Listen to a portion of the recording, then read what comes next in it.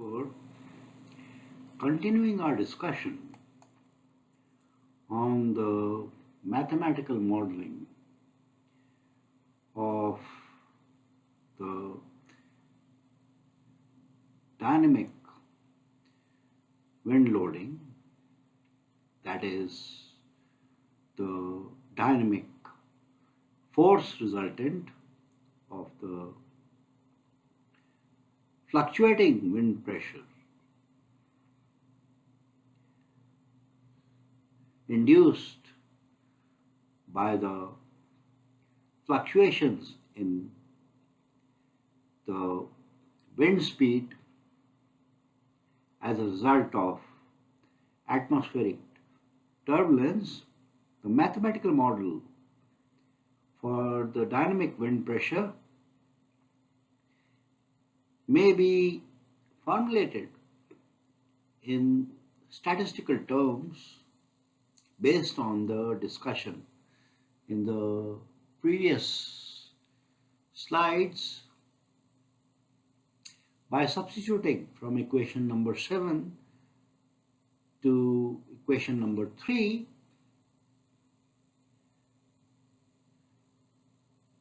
The total dynamic along wind force resultant of the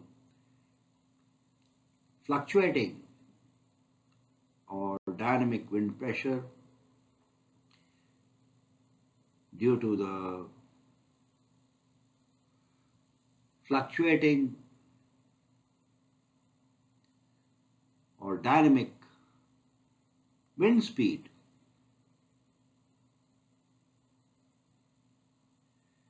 may be calculated as the dynamic wind load acting at a general height Z on the building structure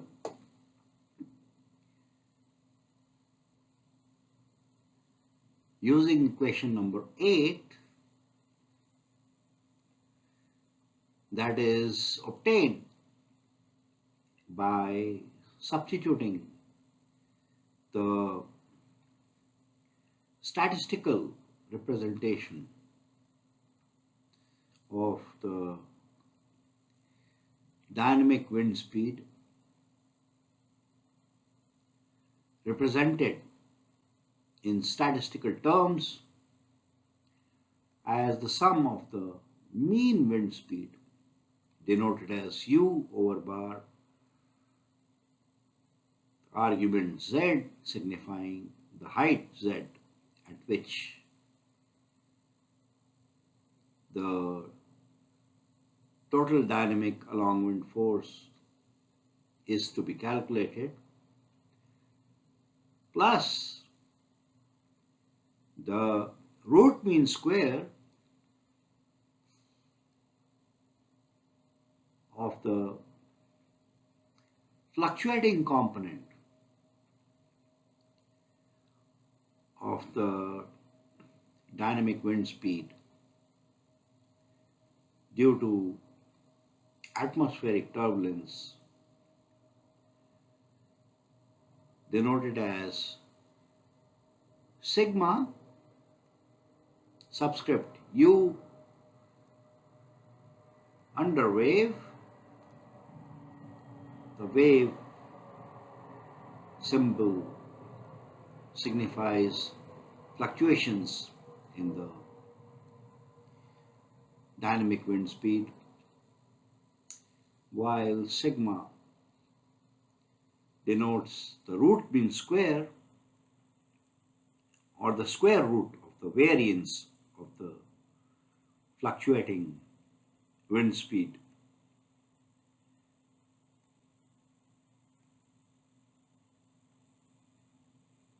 It may be noted that the fluctuating component of the dynamic wind speed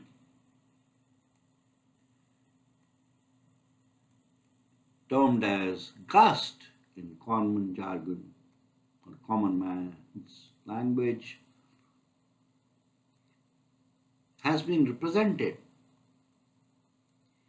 in statistical terms in equation number 8 by summating the fluctuations or the variations in the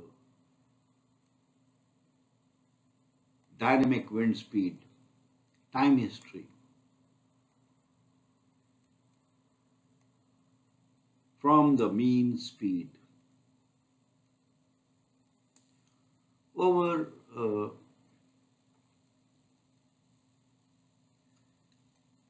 selected appropriate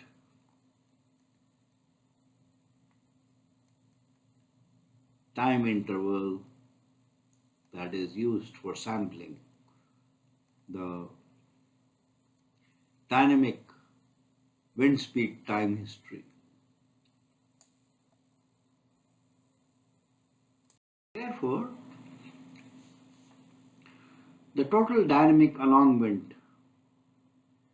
force, also termed as dynamic along wind load acting at any general height Z on the building structure,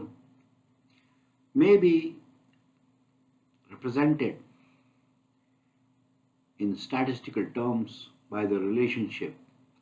given in equation number 8, where the notation F subscript capital W with the argument Z signifies the total dynamic along wind force or the dynamic along wind load expressed in statistical terms at any general height Z of the building. Dividing the total dynamic along wind force or the along wind load acting at any general height Z of the building structure by the area projected normal to the direction of the wind flow, that is A subscript normal as represented in equation number 8, one can calculate the dynamic wind pressure acting on the building structure or any surface of the building structure that is normal or perpendicular to the direction of the wind flow at any general height Z as PW with the argument Z signifying the dynamic wind pressure denoted as small p subscript capital W denoting wind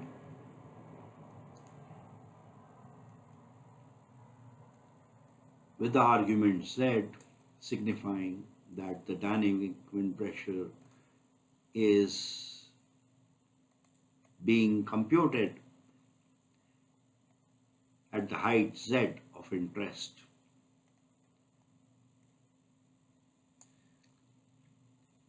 Therefore,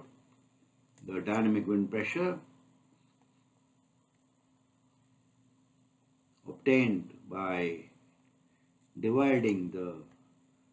total dynamic along wind force or along wind load at any general height Z of interest on the building structure or any face or surface of the building structure is given by equation number 9. Expanding the terms in the square parenthesis in equation number 9, one can rewrite equation number 9 for the dynamic wind pressure acting on any surface of the building that is normal or perpendicular to the direction of the wind flow at any general height Z of interest as the relationship given by equation number 10, wherein the expanded terms or the terms in the square parenthesis resulting from the expansion of the square of the terms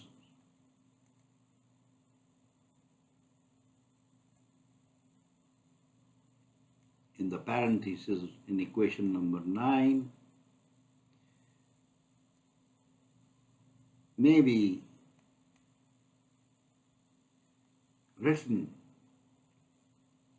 or expressed as displayed by equation number 10.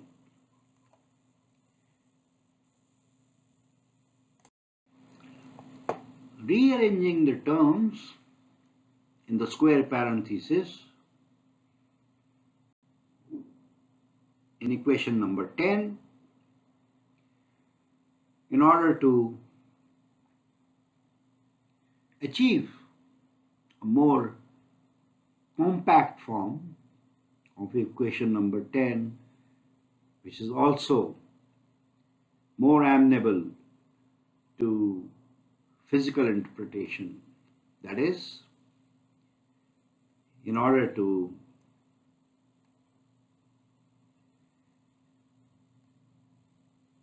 arrive at a more compact form of equation number 10 that lends itself more easily to physical reasoning or physical explanation, one may rearrange the terms in equation number 10 to express the total dynamic wind pressure acting on any building surface normal to the direction of the wind flow at any general height Z of interest as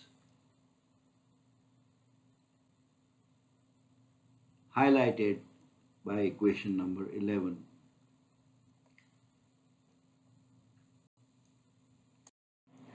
Examining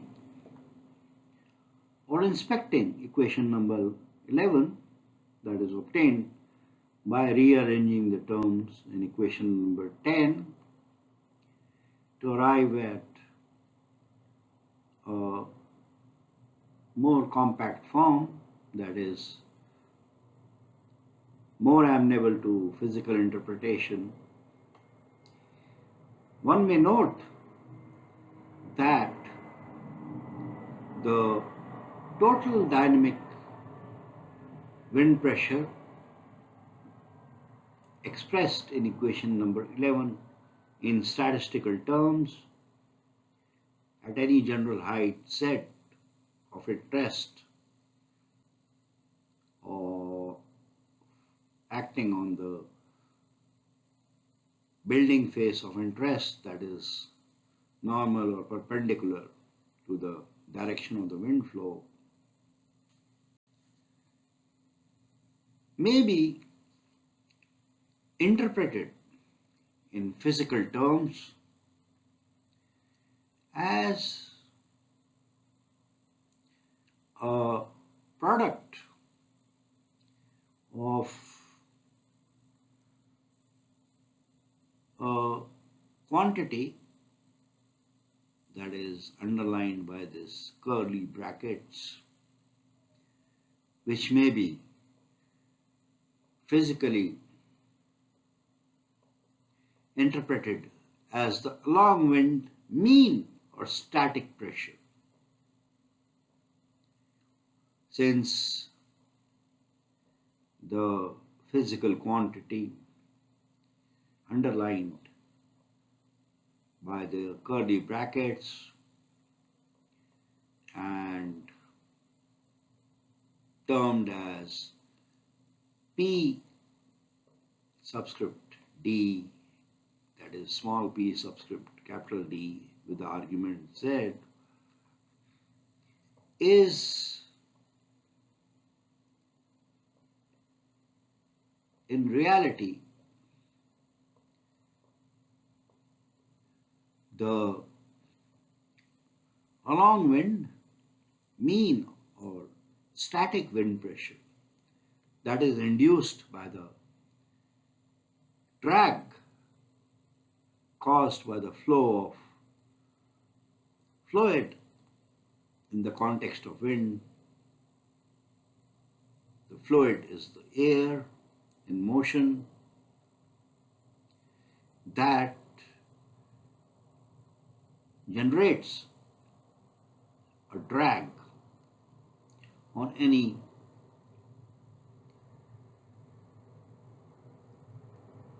single stationary bluff body obstructing the flow of the fluid in the context of when the building is the idealized single stationary bluff body obstructing the flow of air, that is the fluid in motion, and the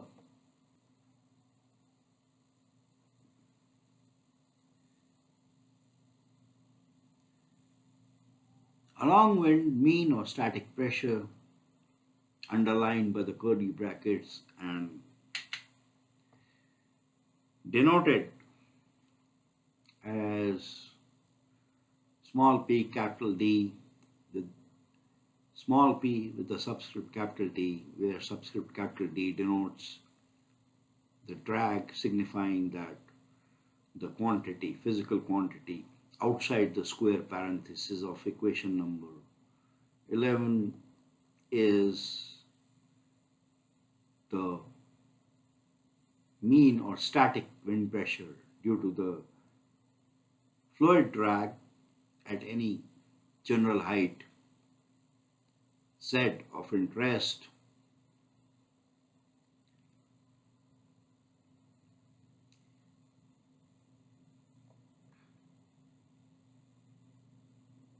times the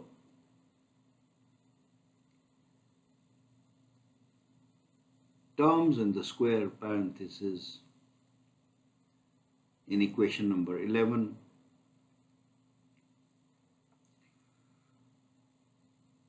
One may derive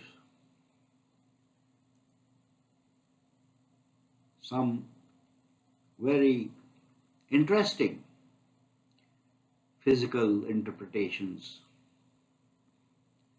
from question number 11 expressed in the form wherein the along wind mean or static wind pressure generated by the drag due to the flow of fluid, that is air in motion, around the building structure.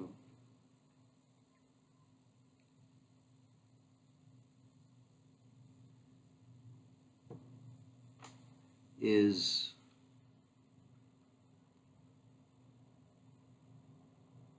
taken as a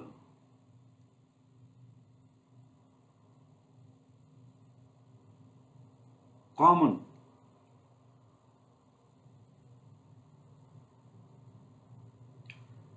multiple of the remaining terms.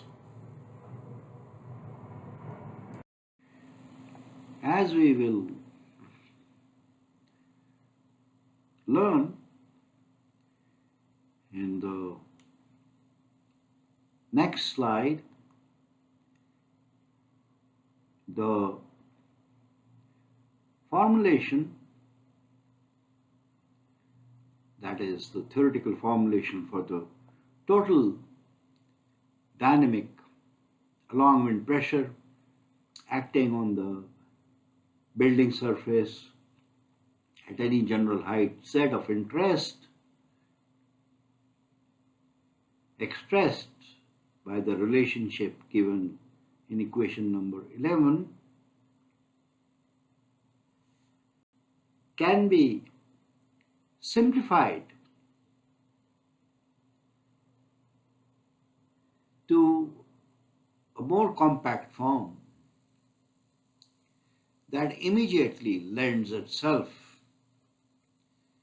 to the physical interpretation, that is, the physical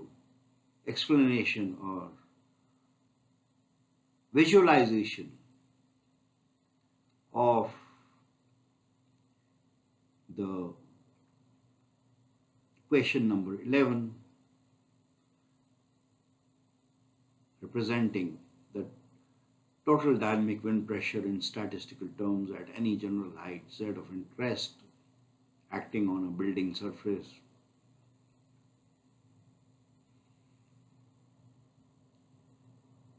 In physical terms.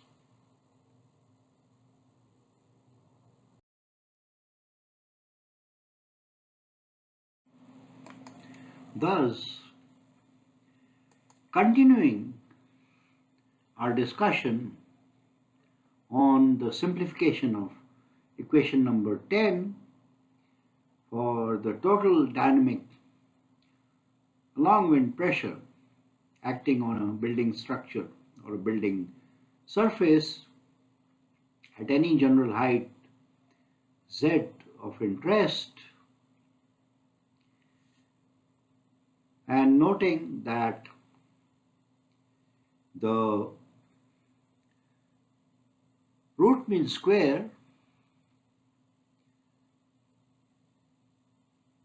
of the fluctuating wind speed, denoted as sigma subscript capital U under wave, where the subscript U signifies the dynamic wind speed or the fluctuating wind speed, while the wave symbol signifies the fluctuations in the dynamic wind speed, divided by the mean or the statistical average of the dynamic wind speed, denoted as capital U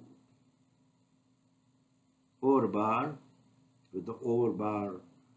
symbol signifying the mean or the average value of the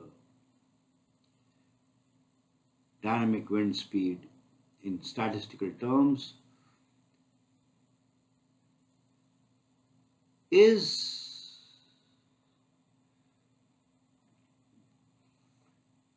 a small fraction of unity, that is, the root mean square of the dynamic wind speed denoted as sigma subscript u under wave is a small fraction of the mean or average value of the dynamic wind speed denoted as u over bar with the argument z, with the over bar signifying the statistical mean or average value and the argument z signifying the height of interest at which the dynamic wind pressure is to be analytically formulated,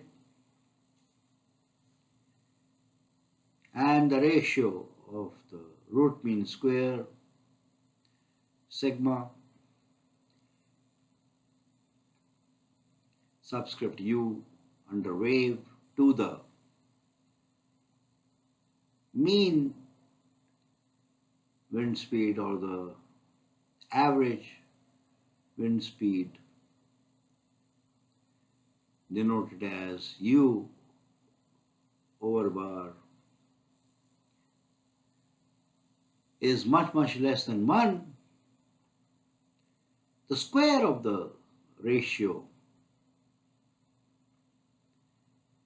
may be considered to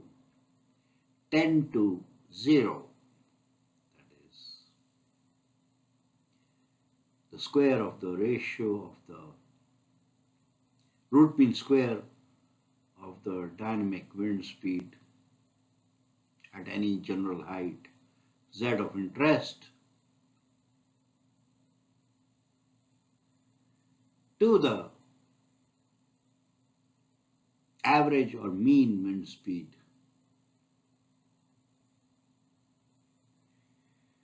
may be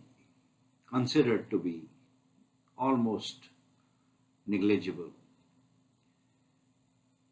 Therefore, neglecting higher order terms of this ratio of the root mean square of the dynamic wind speed to the average or mean value of the dynamic wind speed, that are terms with the power 2 or higher. Equation 11 may be further simplified to arrive at an even more compact form of equation number 10, that is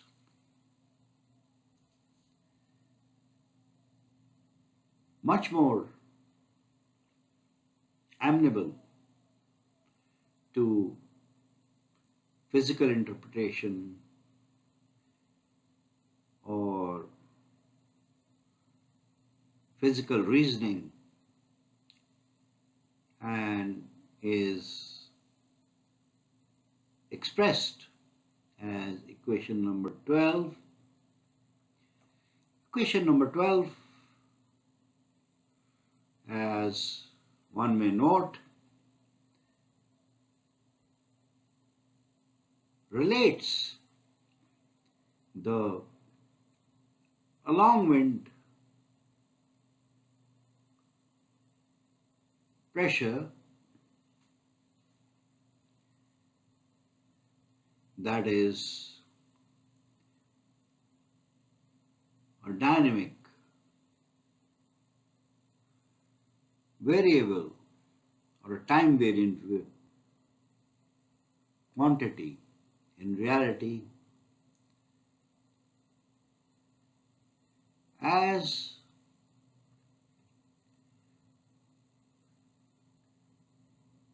a statistical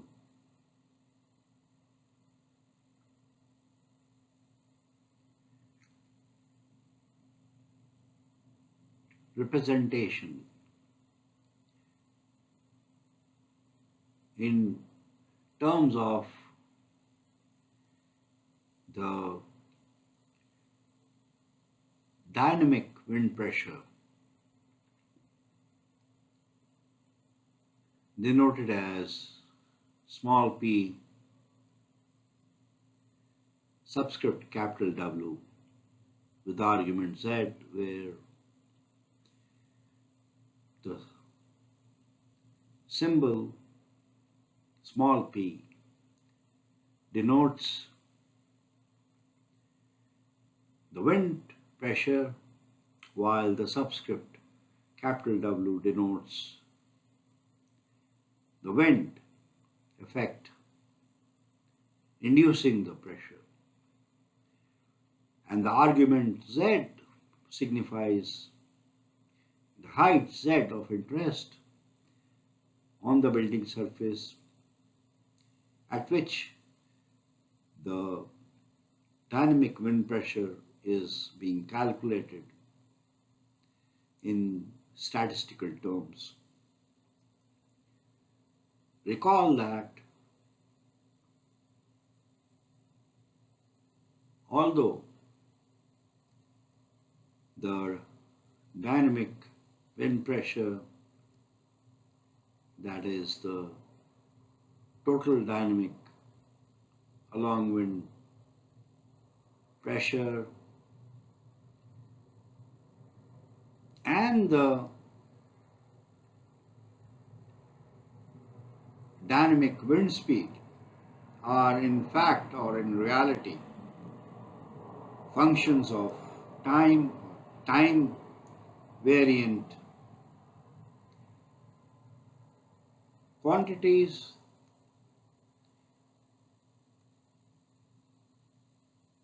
equations 10, 11 and 12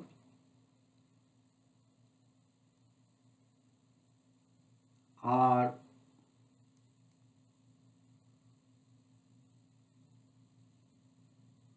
without the argument time, that is, time t is not included or shown in equations 10 and 11 on the previous slide and equation 12 in the present slide as an independent variable, since all these physical quantities, that is the dynamic wind pressure denoted as small p subscript capital W, the mean wind speed denoted as capital U under bar or over bar, as well as the root mean square of the dynamic wind speed denoted as sigma subscript U under wave, are all statistical terms obtained by averaging the dynamic wind speed time history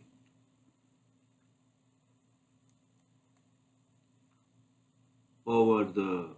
sampling time interval, over the averaging time interval in statistical terms, as we discussed in quite some detail in the previous slides. Therefore,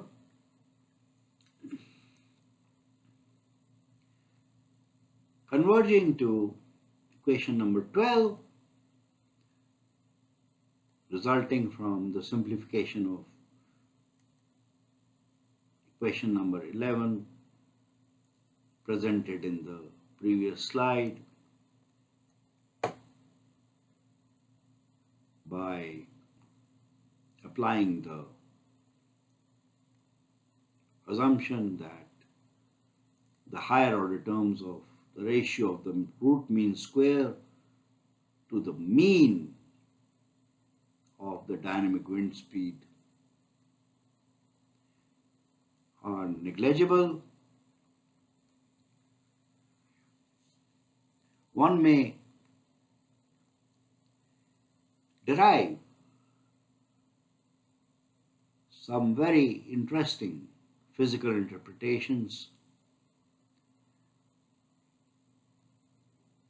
from equation number 12 in order to visualize the physical significance of equation number 12 that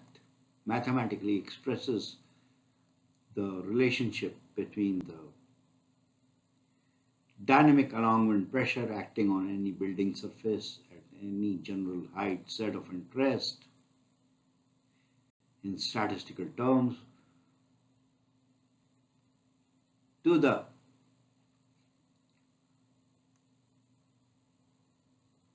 statistical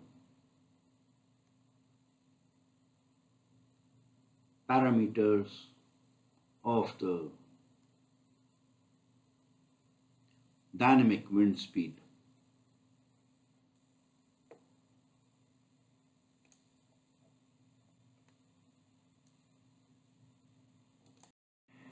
Defining a physical parameter or physical quantity that is termed as the gust factor in the terminology of wind engineering, and obtained or calculated at any general height z of interest as G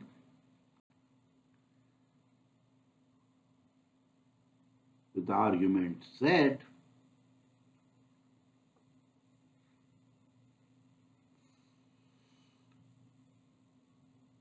by the relationship mentioned in equation number 13. The gust factor denoted as G with the argument z is given or defined as the ratio of twice or 2 times the root mean square of the dynamic wind speed denoted as sigma subscript capital U under wave at the same height z of interest to the mean or average value of the dynamic wind speed denoted as U under bar with the argument z as expressed by equation number 13.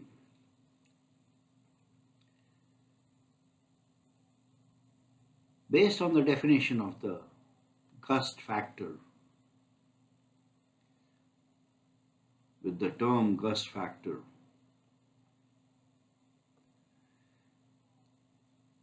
as a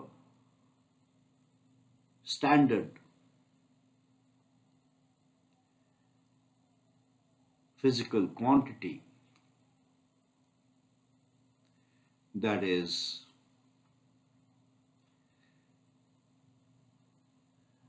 defined in the area of wind engineering, equation 12 may be expressed in a physically relevant form that is immediately amenable to physical interpretation or visualization in physical terms.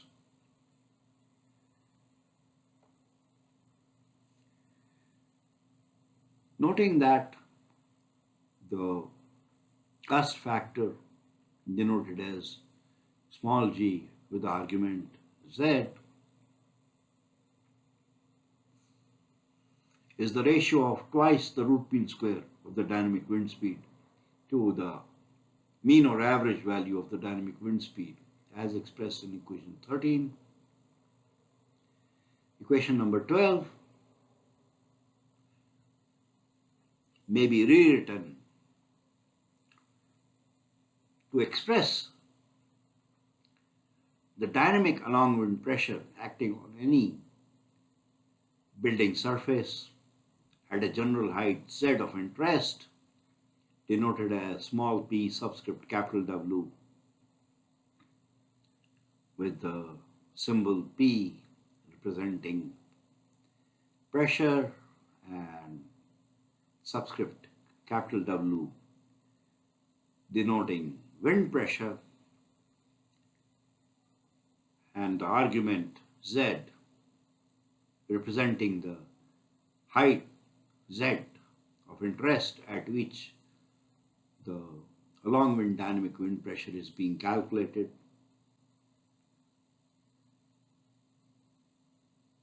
May be expressed as product of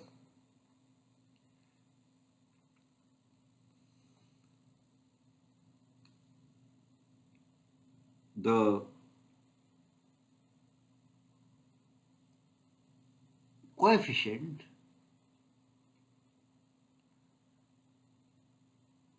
outside the square parenthesis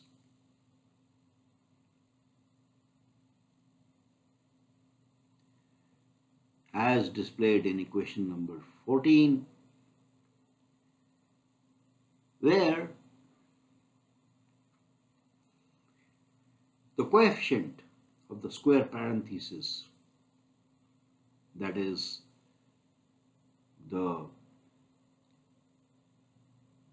terms outside the square parenthesis in equation number 14, as highlighted by the curly bracket, may be recognized as the mathematical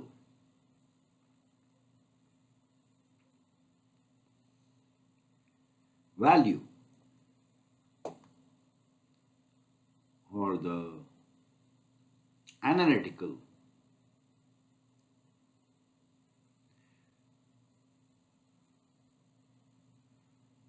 formulation for the mean or static wind pressure. Since the terms outside the square brackets in equation number 14, as highlighted by the underlying curly brackets, are obtained by multiplying half times the drag coefficients CD times the air density, that is the fluid density, rho A, times the square of the mean wind speed or the average wind speed at the height Z of interest.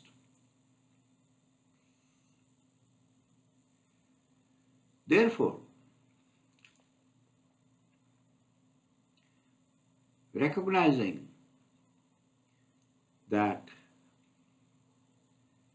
the terms that together constitute the coefficient or the product of the square parenthesis in equation number 14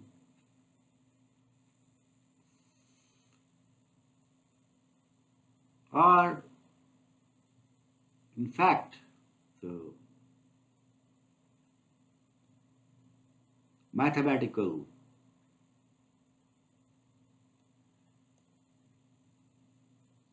relationship or representation of the static or mean wind pressure at general height z of interest, and denoting the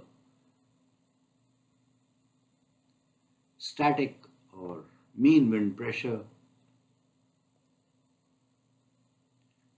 as represented by the terms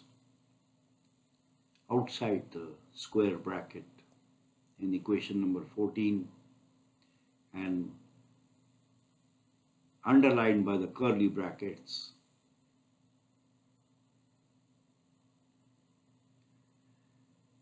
by the notation small p subscript small m, where the symbol small p represents pressure and the subscript small m denotes wind pressure or average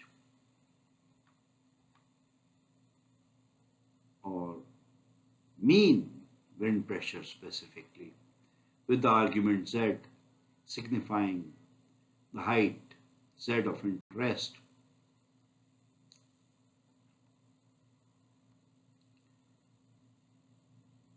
is expressed by equation number 15. Therefore, to conclude the discussion presented in this slide, the total along wind dynamic wind pressure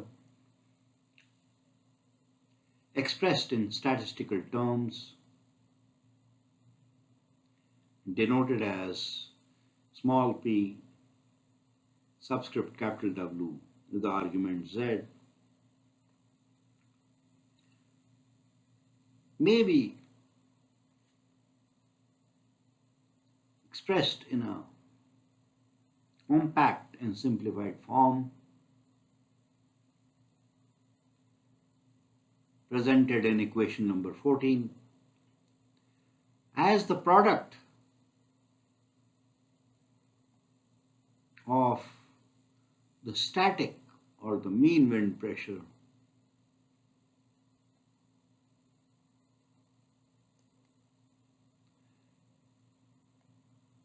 presented by equation number 15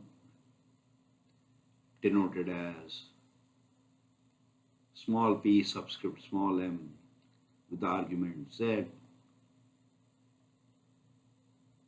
and calculated by the relationship given in equation number 15 times a term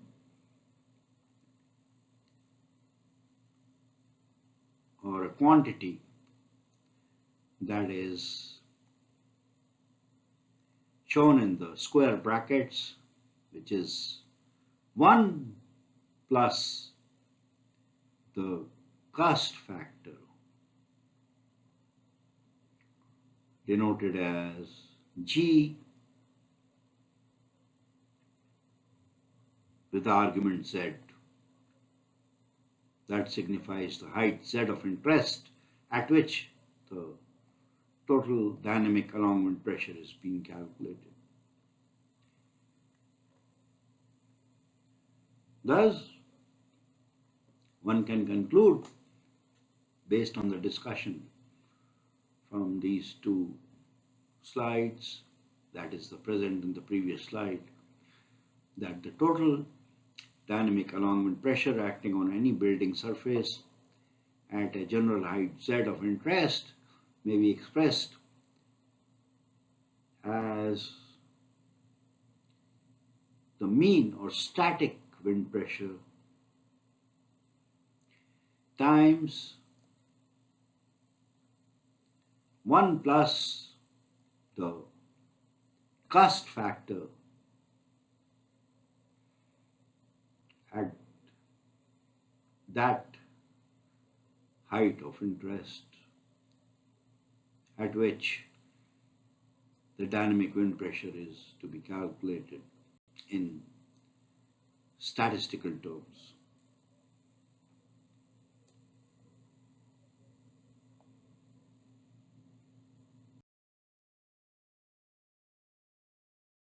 Physical interpretation of the theoretical formulation, that is the analytical relationship that describes the relationship between the dynamic wind pressure in the along wind direction, termed as the dynamic along wind pressure at any general height z of interest, with the various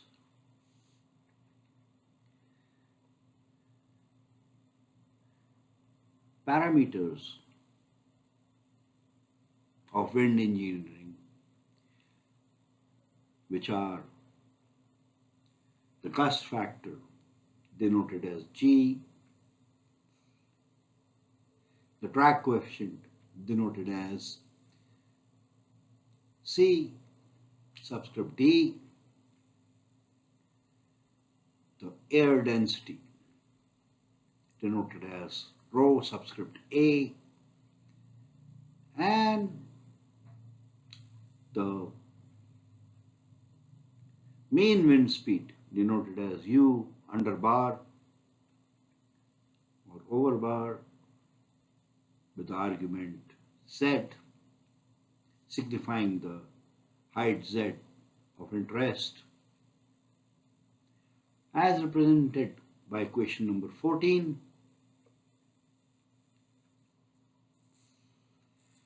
One may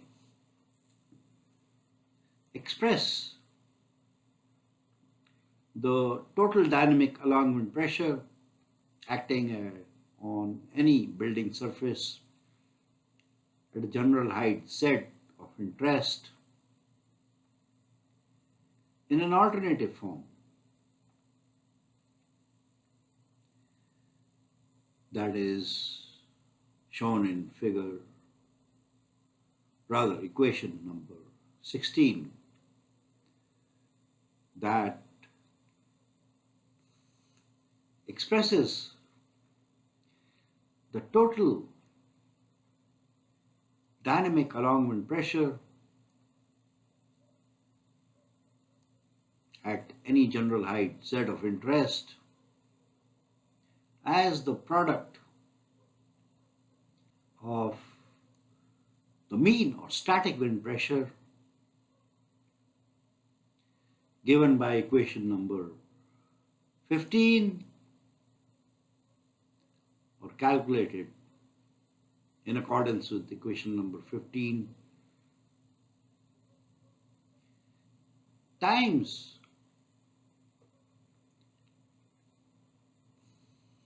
a quantity that is expressed or presented in the square parenthesis in equation number 16 and is equal to 1 plus the gust factor denoted as G with the argument Z, signifying the height Z of interest,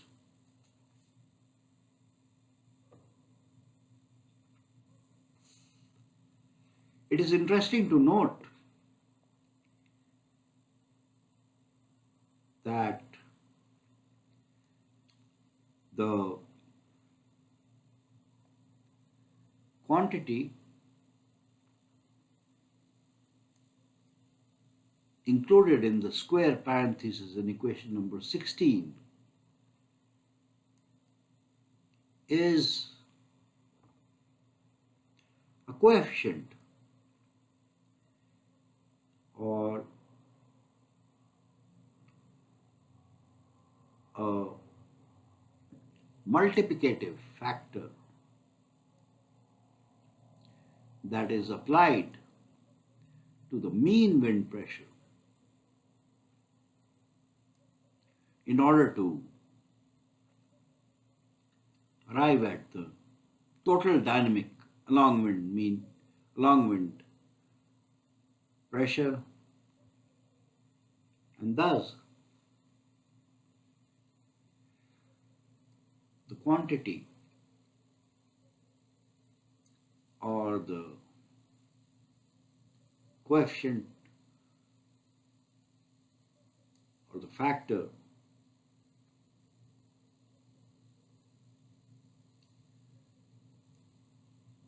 presented in the square parenthesis in equation number 16 may be visualized as an amplification factor to account for the dynamic wind effects, that is,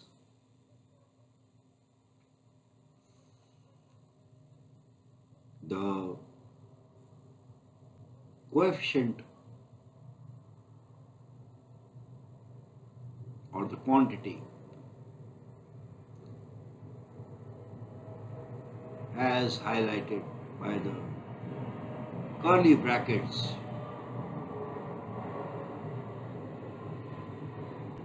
and included in the square brackets in equation number 16 may be viewed in physical terms as a dynamic amplification factor that accounts for the dynamic nature of the wind and thus may be termed as the dynamic amplification factor for wind effects, since multiplying the static or mean wind pressure as calculated in equation number 15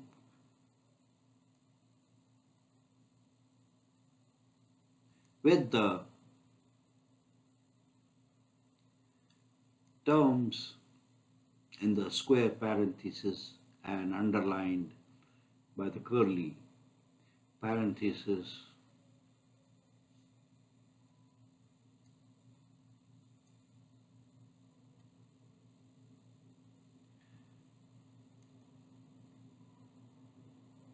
result in the total dynamic along wind pressure that acts on any building surface at a general height Z of interest. In physical terms, equation 16 may be interpreted to state that the dynamic along wind pressure, denoted as small p subscript capital W, with the symbol small p representing pressure and the subscript capital W signifying wind pressure, the argument Z representing the height Z of interest at which the dynamic along wind pressure is to be calculated,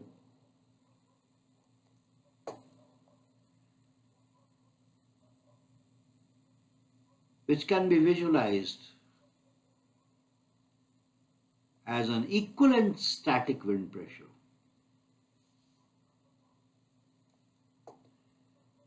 That is obtained by multiplying the mean wind speed, rather the mean wind pressure, or the static wind pressure, due to the mean component of the wind speed, or the average or steady component of the wind speed, by a parameter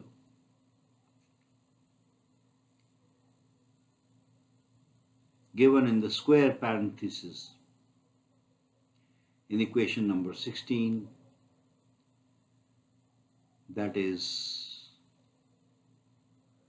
1 plus the gust factor G with the argument Z, as highlighted by the curly parenthesis underlying the parameter. It may be mentioned that the value of the parameter 1 plus GZ in the square parenthesis in equation number 16, that is quantity 1 plus the gust factor at any general height Z of interest is always greater than 1, and thus the resulting dynamic along wind pressure, denoted as small p, capital W, the argument Z, is always greater than or larger than the along wind mean or static wind pressure, denoted as small p subscript small m with the argument Z. Hence, the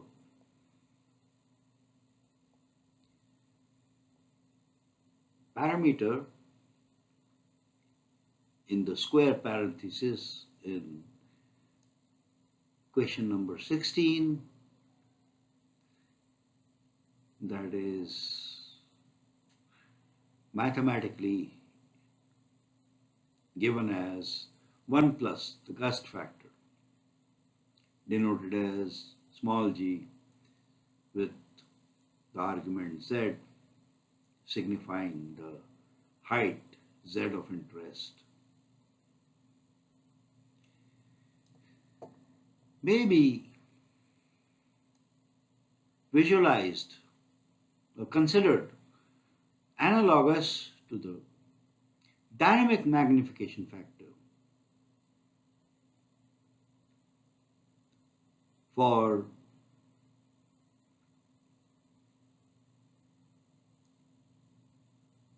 dynamic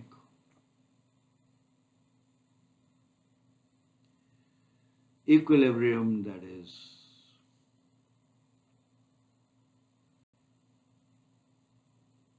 in case of the wind load,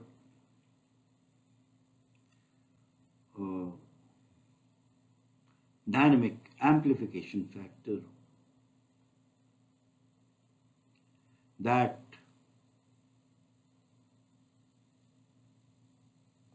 accounts for the dynamic nature of the wind pressure and the resultant dynamic wind load or the dynamic wind effects. Alternatively, equation number 14 or equation number 16, which are essentially the same with the terms rearranged in any or one of them, may be rewritten to express the total dynamic along wind pressure acting on any building surface at a general height z of interest as a sum of two components. Another interesting physical interpretation of the same equation, that is equation number 16 or equation number 14 from the previous slide, wherein the total dynamic along wind pressure acting on any building surface at a general height z of interest can be expressed as the sum of two components. One, that is the first component, which may be physically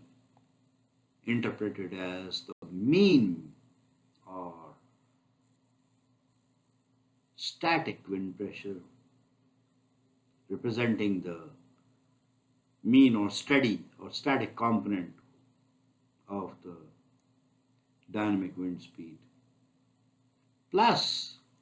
2, the fluctuating wind pressure, denoted as small p subscript g, where small p denotes pressure, while the subscript small g signifies that the component of wind pressure is due to the gust or the fluctuating component of the wind speed.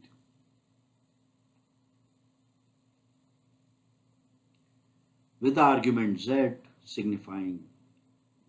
the general height z of interest at which the total along wind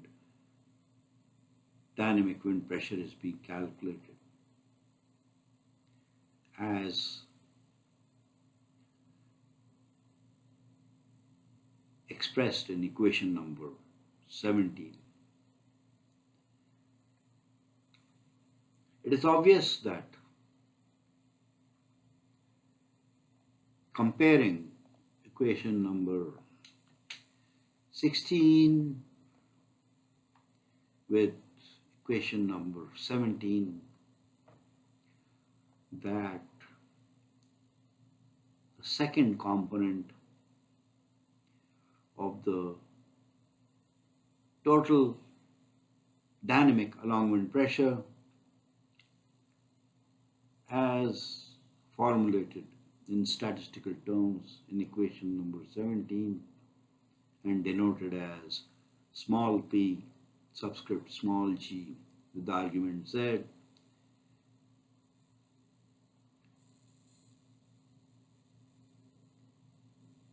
is equal to the mean or static wind pressure P subscript m times the gust factor G with the argument Z, and represents the fluctuating component of the dynamic wind pressure due to the fluctuations in the dynamic wind speed caused by atmospheric turbulence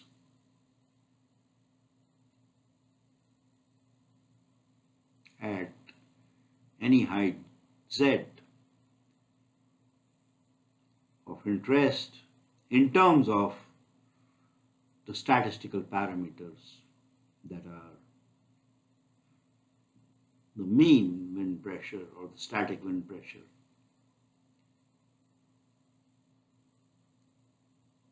times the gust factor.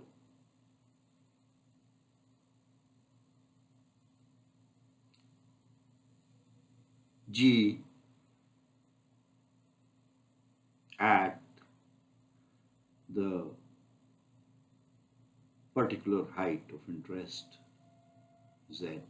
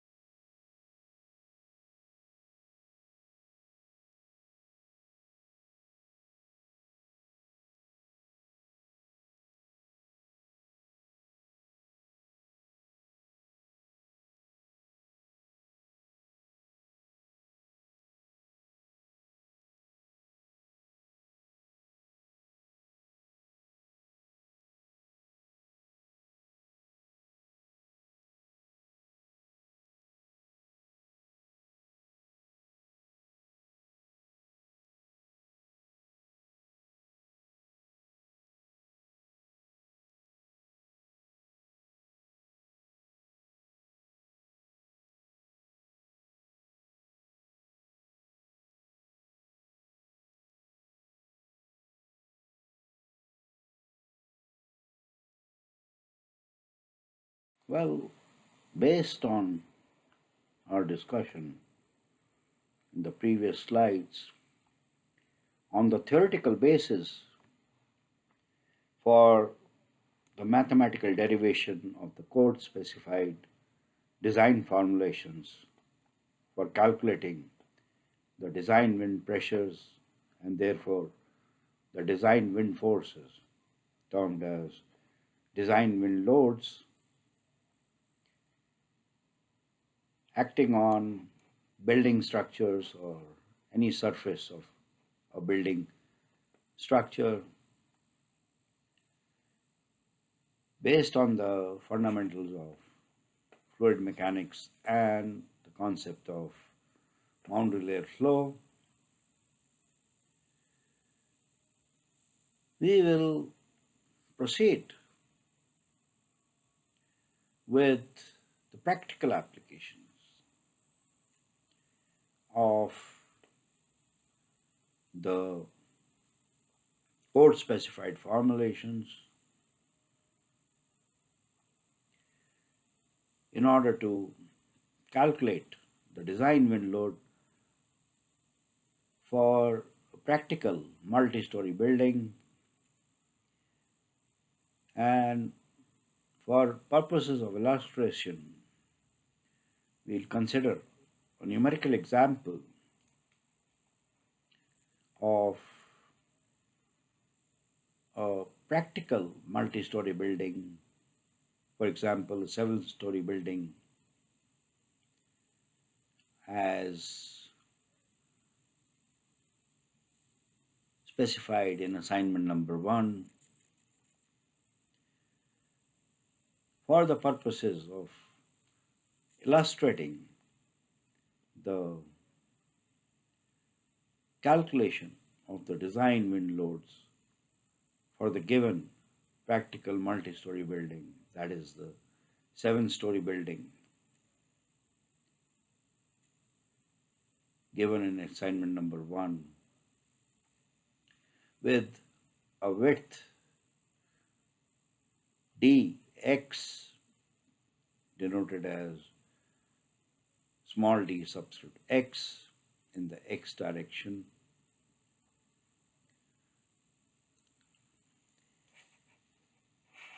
The solved example is related to a multi-story building that is to be constructed in Delhi or NCR, where the basic wind speed is specified as 47 meters per second by the basic wind speed map of India, that is figure 1 provided by IS 875 part 3 2015 or latest revision. It is given that the design life of the building is to be considered as 50 years, a typical design lifespan that is generally selected for most buildings, resulting in the risk or probability factor K1 as equal to 1 as per IS 875. The topography on which the building is to be constructed is a flat topography in the terminology of the Indian Standard Code of Design Practice for Wind Loading, that is IS 875 Part 3 2015, and therefore the topography factor K3 is specified as 1.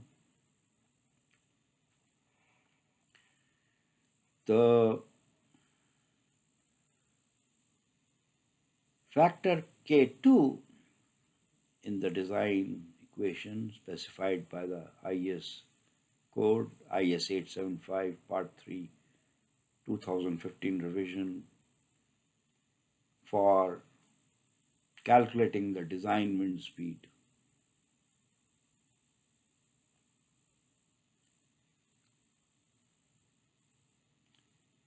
Is a function of the height z and is termed as the terrain height and structure size factor. Since the factor K2 is a function of the height z above the mean ground level, the design wind speed calculated in accordance with the design equations specified by IS 875 Part 3 is also a function of z as signified by the subscript z in the notation for the design wind speed, that is capital V subscript z. As a result, one has to account for the variation of the factor K2 with the height z above the mean ground level, and consequently the variation of the design wind speed capital V subscript z as the notation signifies the variation with height z.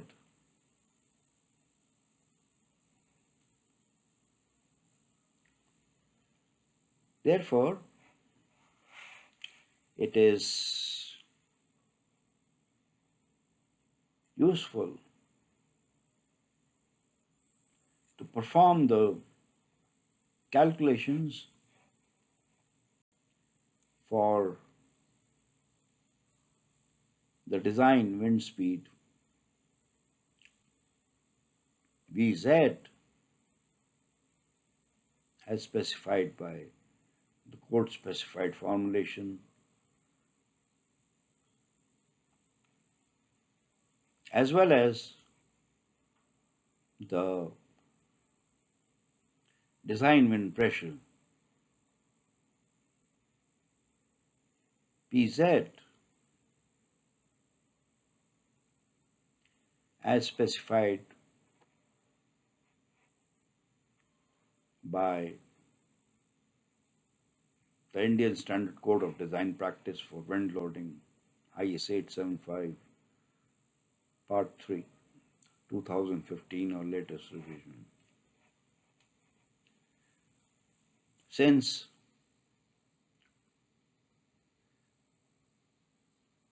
the design wind speed Vz as well as the design wind pressure Pz at any general height z of interest above the mean ground level are both functions of the height z.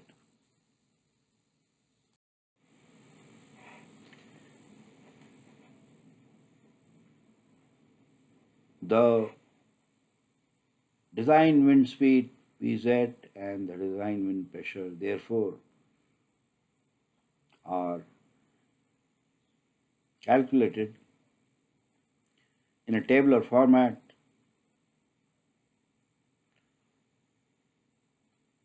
with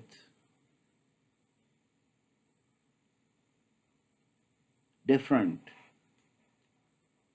values of the height z ranging from the mean ground level, that is 0, to the height of the top of the building, that is height of the top of the roof.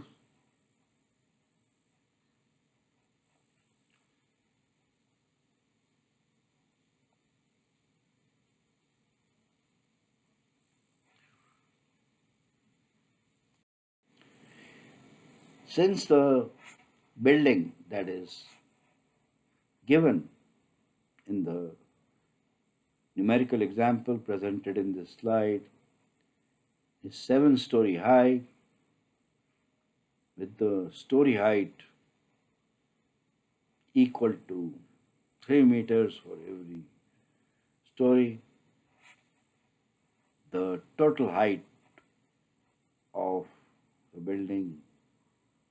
from the mean ground level to the top of the roof is 21 meters.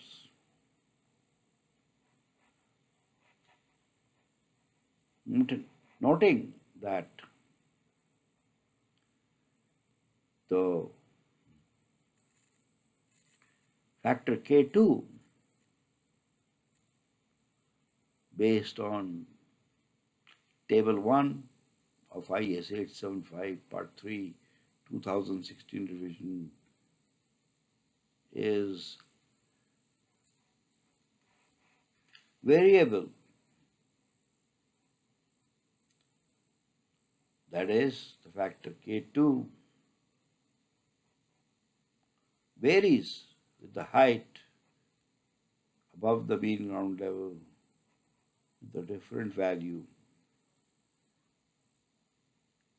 at the ground level, that is 0, to a maximum value that is reached above the mean ground level, specifically the floor height times the number of stories, that is the height of the building, which is in this case equal to 30 meters.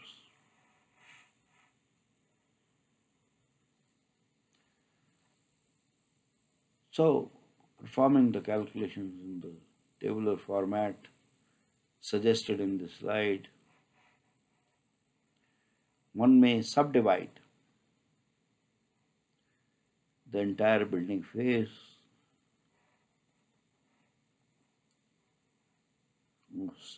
subargument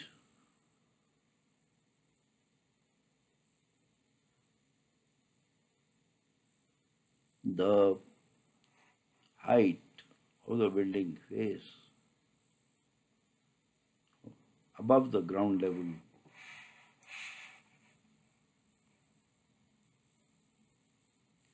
into equal or equivalent range of height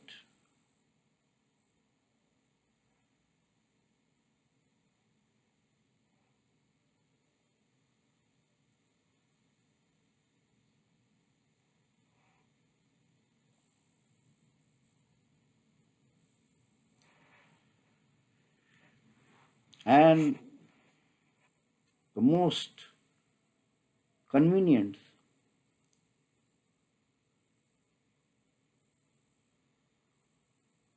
subdivisions or segments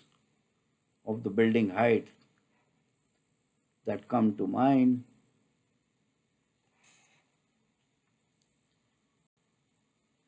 are presented in this table shown in the present slide, wherein the lowest or the first segment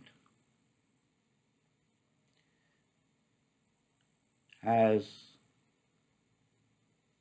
a height ranging from 0 to 30 meters, rather 0 to 3 meters, followed by another height interval or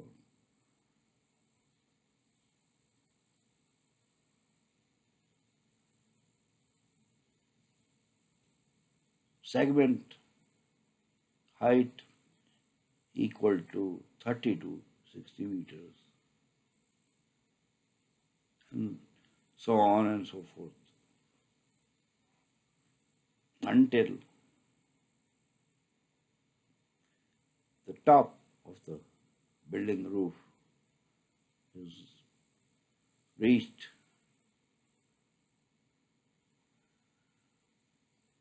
In our understanding, the total building height above the mean ground level is, with the total height of the building given in the solved example as 21 meters above the mean ground level up to the top of the roof of the building, since the building given in the solved example is a 7-story building with a floor-to-floor height, that is a story height of 3 meters each. The total height of the building therefore is 21 meters, and since there is considerable variation in the factor K2, that is a function of the height, over the height of the given building, that is from the mean ground level or zero level to the top of the building, that is at a height of 21 meters, we need to account for the variation in the factor K2 along the height of the building, and the most convenient approach to account for the variation in the factor K2 over the height of any building or building surface in general, and therefore the resulting variation in the design wind speed Vz along the height of the building, as well as the design wind pressure Pz over the height of the building, according to the design formulations for the design wind speed Vz and the design wind pressure Pz provided by the Indian Standard Code of Design Practice for wind loading, that is IS 875 Part 3 2015 revision. It is efficient as well as computationally time saving to perform the calculations of the factor K2 at different heights over the total height of the building, and also the design calculations for the factor K2 over the height of the building, as well as the design wind speed Vz and the design wind pressure Pz, which also vary over the height of the building due to the variation of the factor K2 over the height of the building. The tabular format is the most systematic and convenient as well as computationally efficient format for performing the calculation of the wind speed and the wind pressure parameters over the height of the building. As shown in the table presented on the previous slide as well as the current slide, in order to account for the variation in the factor K2, that is a function of the height Z above the mean ground level, and the consequent variation in the design wind speed Vz as signified by the subscript Z in the notation for the design wind speed, as well as the variation in the design wind pressure as signified by the subscript Z in the notation for the design wind pressure, it makes useful sense and also more illustrative presentation to subdivide the entire height of the building, that is 21 meters in this case above the mean ground level, into segments or subintervals which are increments of height on the building face and will be termed as segments or increments in the present context. And as shown in the table, the building face, that is the windward face of the building,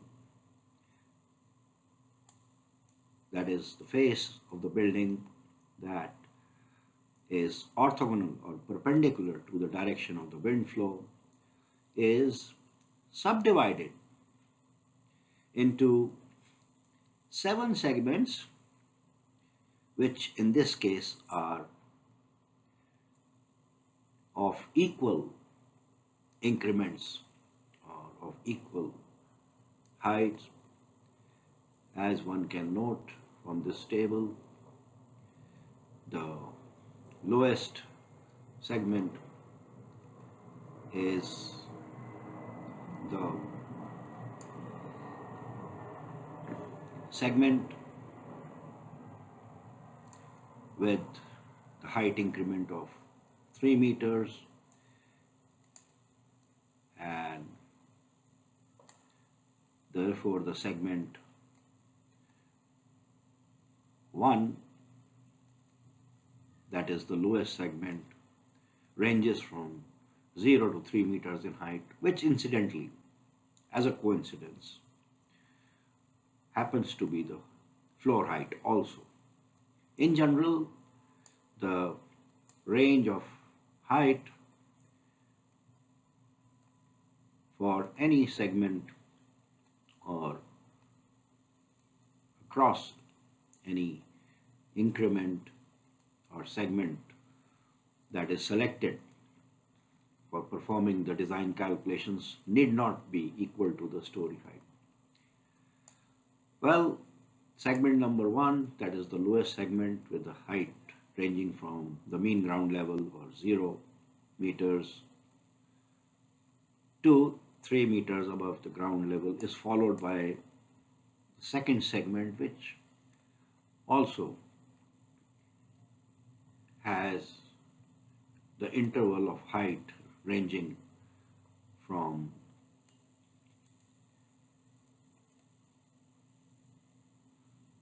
over 3 meters interval. In general, the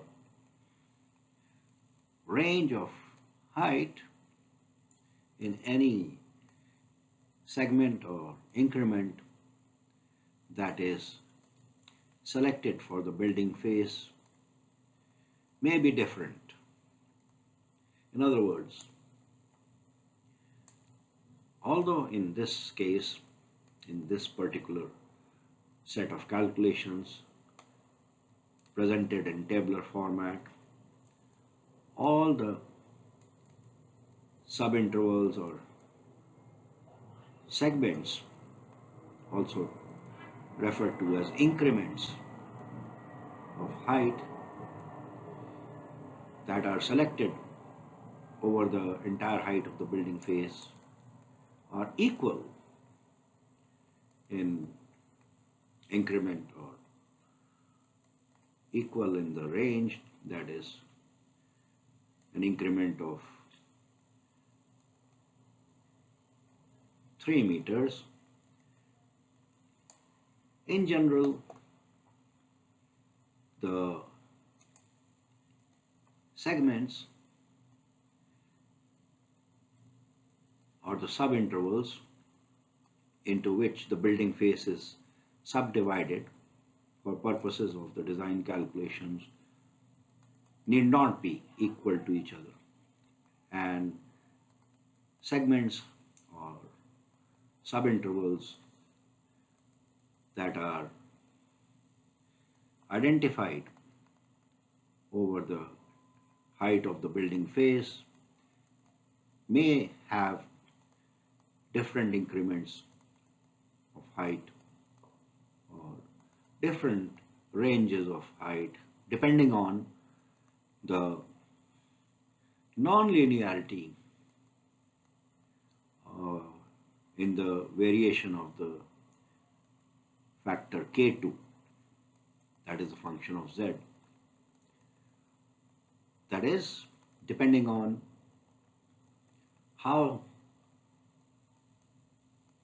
depending on the extent or degree of non-linearity of the function k2 with the argument z along the height z, the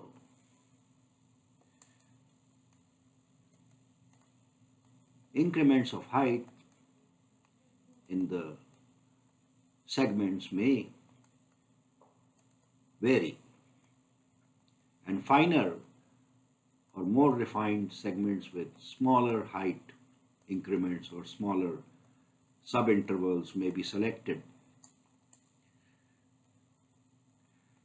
In the lower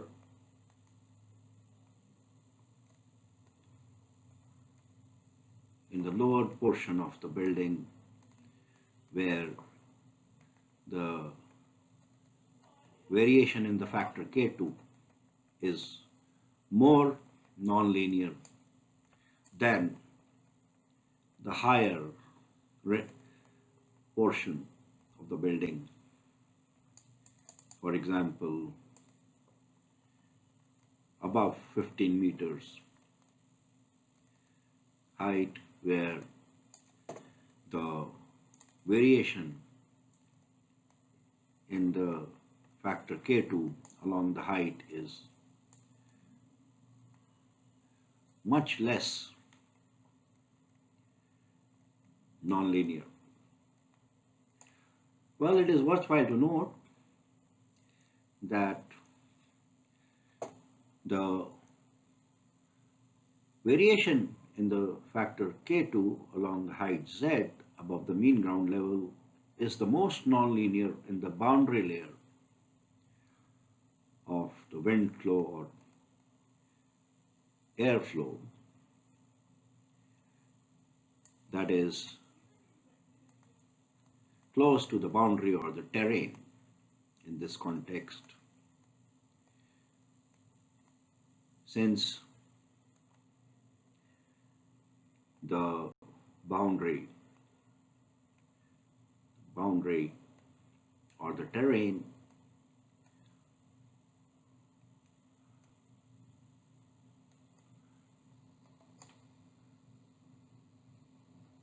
impedes the flow of air, that is the fluid, in this context. The variation in the factor K2 over the height Z above the mean ground level is the most nonlinear in the boundary layer, with the maximum nonlinearity next to the or close to the boundary or the terrain due to the impedance offered by the boundary or the terrain to the airflow. Therefore, it makes more sense to select segments or intervals with smaller increments of height or finer segments or subintervals close to the ground, that is the boundary. In this context, and for very high buildings, or rather high-rise buildings that are buildings typically above more than 30 meters in height, one may increase the range or the increments of height that are selected for the segments at higher points or higher altitudes.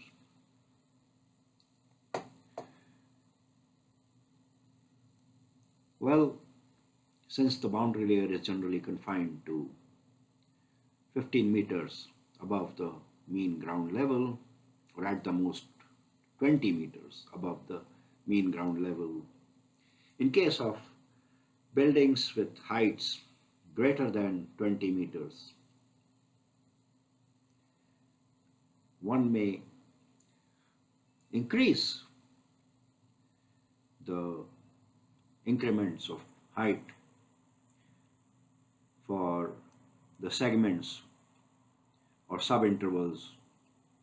on the building face that are above the height of 20 meters, as the variation in the factor K2 is marginal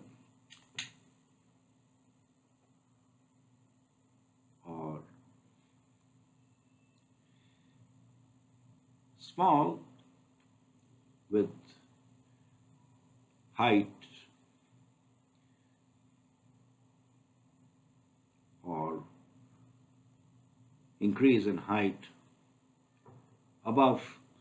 the height of 20 meters. That is typically the limiting height for the atmospheric boundary layer. Since the rest of the columns in the table are self-explanatory, we may conclude our discussion on the illustrative solution of the solved example considered on the present slide as well as the previous slide, presented in tabular format.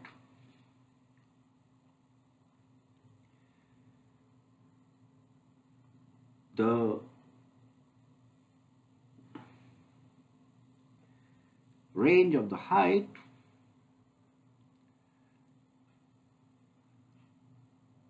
in any segment or subinterval that is selected for subdividing the entire or the complete height of the building surface, which is 21 meters in this case, may therefore be uniform for all the segments as shown in column number 2 of this table presenting the design calculations for K2 and wind speed parameters and wind pressure parameters. However, it may be noted that in general, neither the range of the height or the increment of the height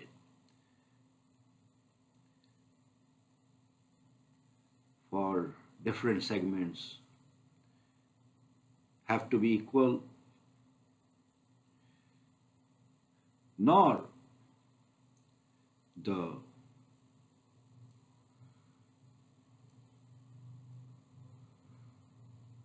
number of segments have to be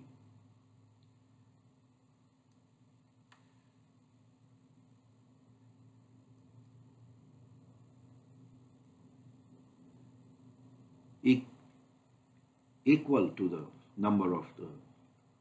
stories of the building. In general, for a general building such as a high-rise building with height greater than 30 meters, the increments of height or the range of height that are selected for different segments or subintervals into which the building face is subdivided may vary along the height depending on the non-linearity of the function K2 along the height as discussed earlier. Further, in general, more number of segments or subintervals may be required for at the lower heights, for example, up to a height of 20 meters, that is typically the limiting height for the atmospheric boundary layer. And in such segments or subintervals of the building face which are close or next to the boundary, that is the ground or the terrain in this context of the wind, finer segments or subintervals may have to be selected with smaller increments of height, even smaller than the story height. With that concluding note, one can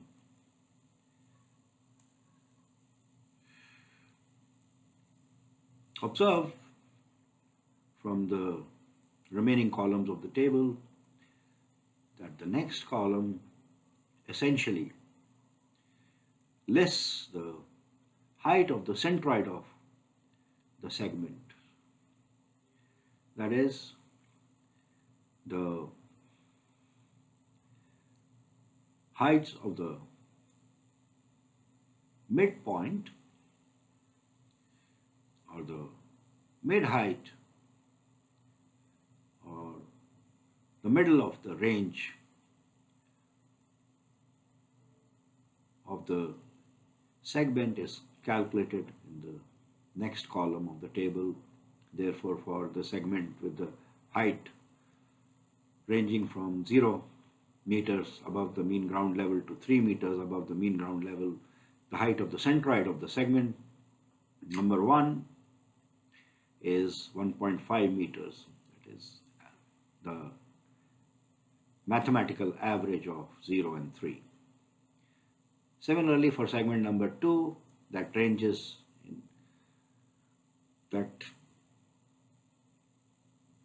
from the height of 3 meters above the mean ground level to 6 meters above the mean ground level. The height of the centroid or the midpoint of the segment or the subinterval number 2 is 4.5 meters. And proceeding further, the height of the centroid of the highest or the uppermost segment, that is segment number 7 in this particular case. In general, the number of segments can be many more than 7 depending on the height of the building as well as the non-linearity of the function k2.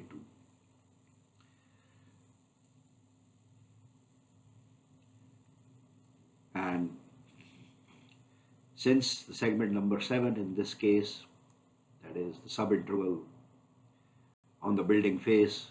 ranging from height of 18 meters to 21 meters, has the centroid or midpoint at the average value of 18 and 21. The height of the centroid or midpoint of the uppermost segment or subinterval into which the building surface is subdivided is 19.5 meters. Well, the remaining columns of the table are self-explanatory. The factor K2 is calculated at different heights over the entire height of the building in the third column, and for each segment the factor K2 is calculated at the mid height or the midpoint or the centroid of the segment, that is at height Zi for segment number I with the height increment of 3 meters in this case, where Zi is the height of the midpoint or the centroid of increment number I. For example, for I equal to 1, the height Zi of the centroid or midpoint of the segment number I equal to 1 is 1.5 meters, and similarly for I equal to 3, that is segment number 3, the height Zi of the centroid or the midpoint of segment number I equal to 3 is 7.5 meters. Therefore, calculating the values of the factor K2 over a range of heights Zi over the entire height of the building from the mean ground level to the top of the roof of the building, one completes the calculation for the third column of the table and then similarly calculates the wind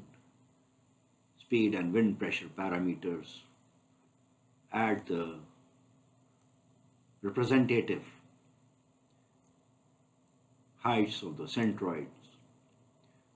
for the respective segments using the code specified design formulations for the design wind speed as well as the design wind pressure.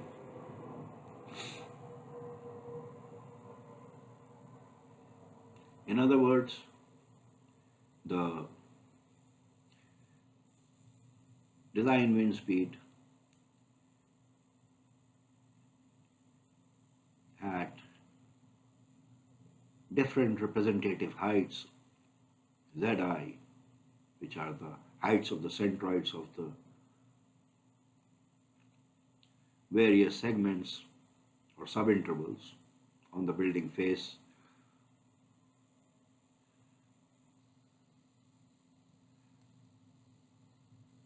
are calculated using the design formulation for the design wind speed by substituting the relevant value of K2 at the representative height Zi of the centroid or midpoint of the respective segment.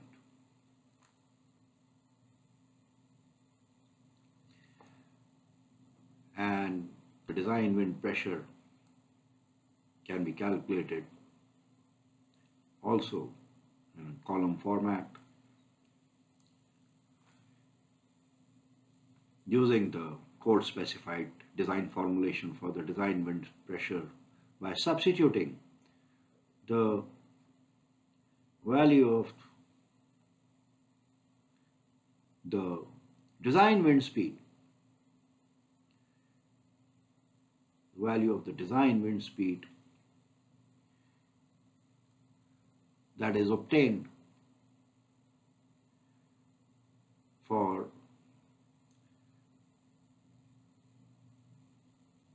the centroid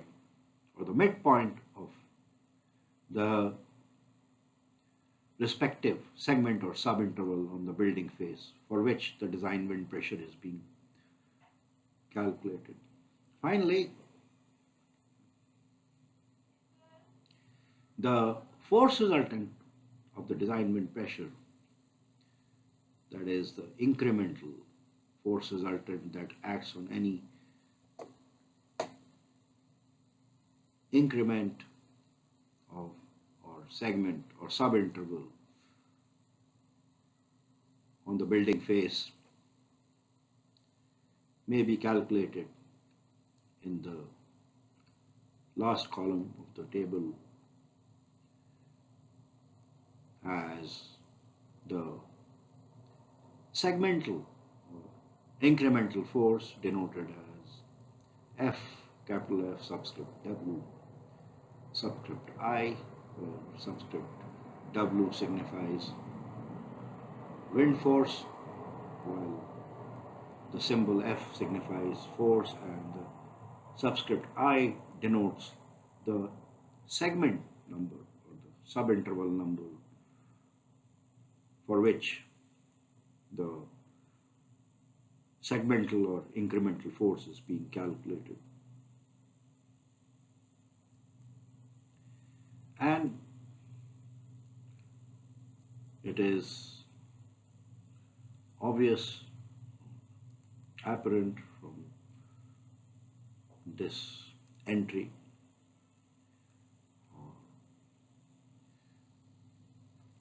the mathematical expression in the last column that the segmental or the incremental force resultant due to the design wind pressure acting on any segment I or subinterval I on the building face is obtained as the product of the design wind pressure at the mid height or the midpoint or the centroid of the segment of interest, that is the height Zi of the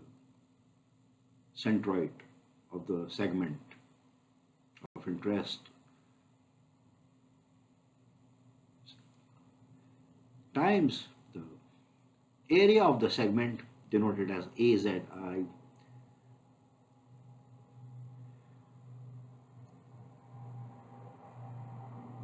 projected normal to the direction of the wind flow. Since the entire building face or the surface of the building that is considered in the design calculation is assumed to be perpendicular or normal to the direction of the airflow, the segmental area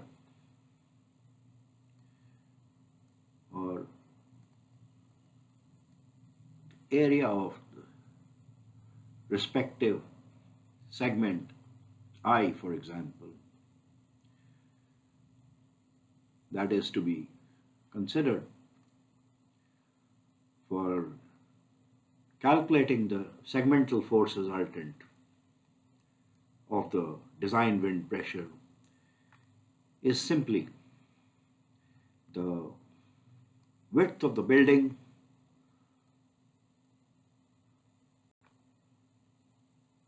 in the direction perpendicular to the direction of the wind, for example dy, which is the dimension of the building or the width of the particular segment on the building surface that is normal to the direction of the wind, times the increment in height, that is the range of height of the particular segment I, subinterval I, which in this case is 3 meters. So with that, one can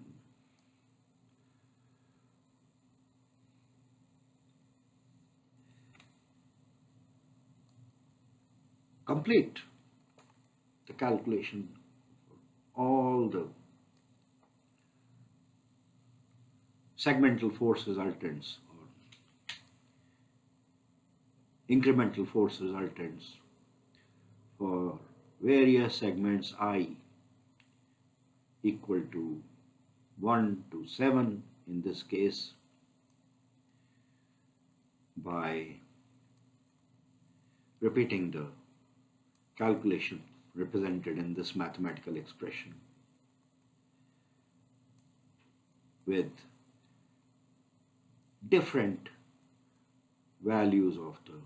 height Zi for the centroids of the respective segments or subintervals I that are listed in column number 2. Finally, the total wind force acting at any height Z,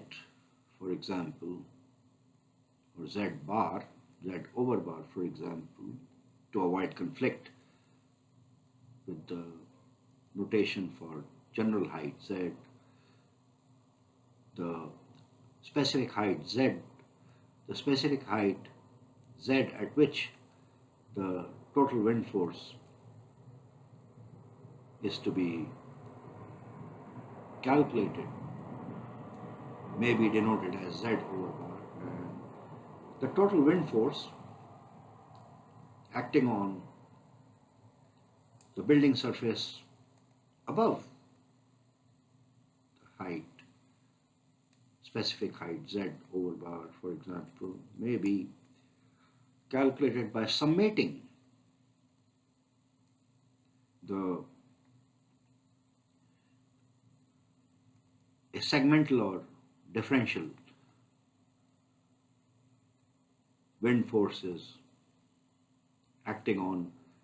various segments I equal to I to I equal to n, where I is the segment or the lowest segment above which the building face is or building surface is considered for calculation of the total wind force. As mathematically represented in this equation with the summation sign.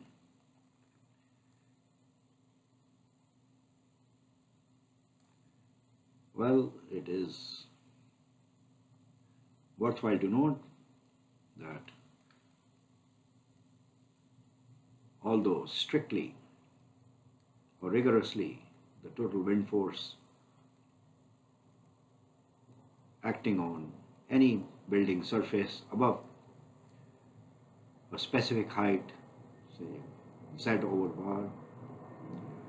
which may be equal to 0, that is the mean ground level as a special case, is a non-linear function of the height, general height z, and should be therefore obtained by integrating the design wind pressure, the force resultant of the design wind pressure over the entire height of interest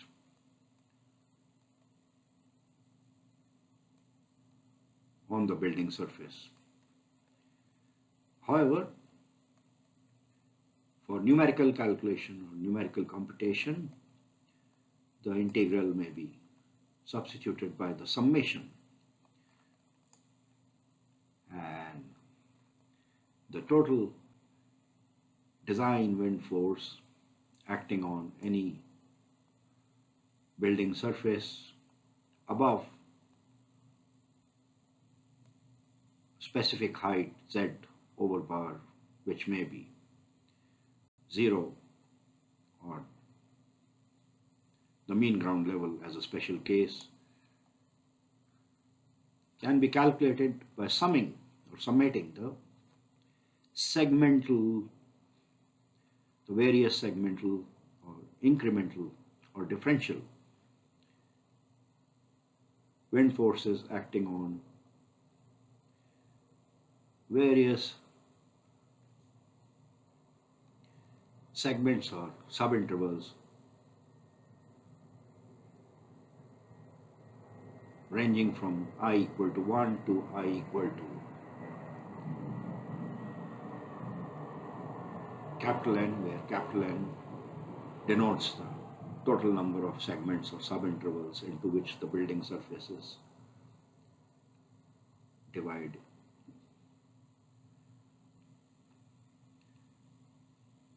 Now, as a special case,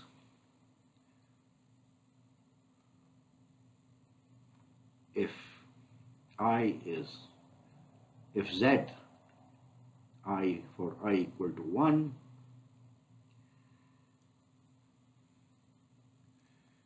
is the centroid, is the height of the centroid of the lowest segment that is next to the ground level of the building face, then the summation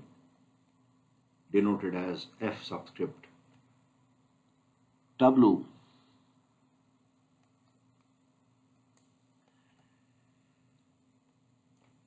represents the design wind force acting on the entire building surface. That is the total design wind force acting on the complete building surface over height ranging from the mean ground level, that is 0, to the top of the roof. In general, however, I may be assigned any value other than 1 in case the design wind force on a portion of the building face or building surface that is above a certain height or specific height z over bar, for example, is required, in which case the design wind force acting on the portion of the building above the specific height z over bar, for example, or from the segment I, where I may assume any value ranging from 2 to 7.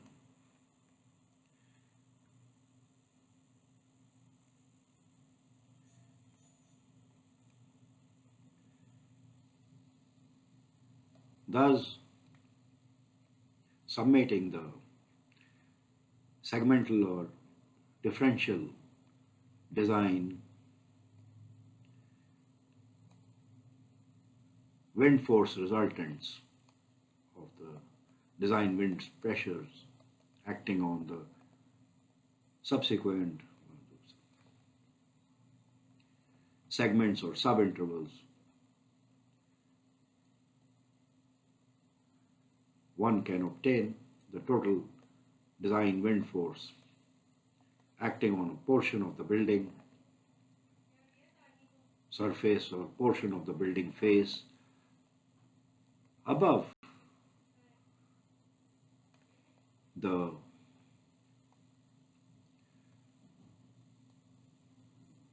segment I, or from the segment I to segment N. Well, in order to conclude our discussion on the mathematical derivation of the theoretical basis for physically interpreting or explaining the code-specified design criteria for calculation of the design wind pressure and therefore the design wind force in physical terms, let us summarize the salient points that we have discussed in the previous slides on the theoretical basis of the code specified design formulations for wind loads. 1. The mean wind speed, denoted as u over bar with the argument z, that signifies that the mean wind speed is a function of the height z above the mean ground level,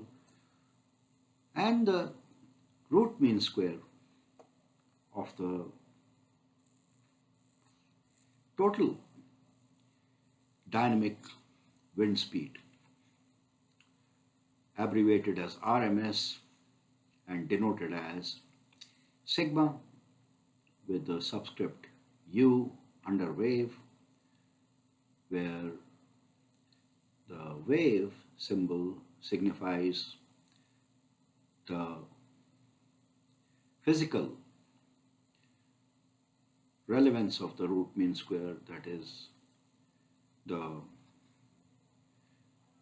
root mean square is for the fluctuations or the fluctuating component of the dynamic wind speed. Therefore, the root mean square or RMS of the dynamic wind speed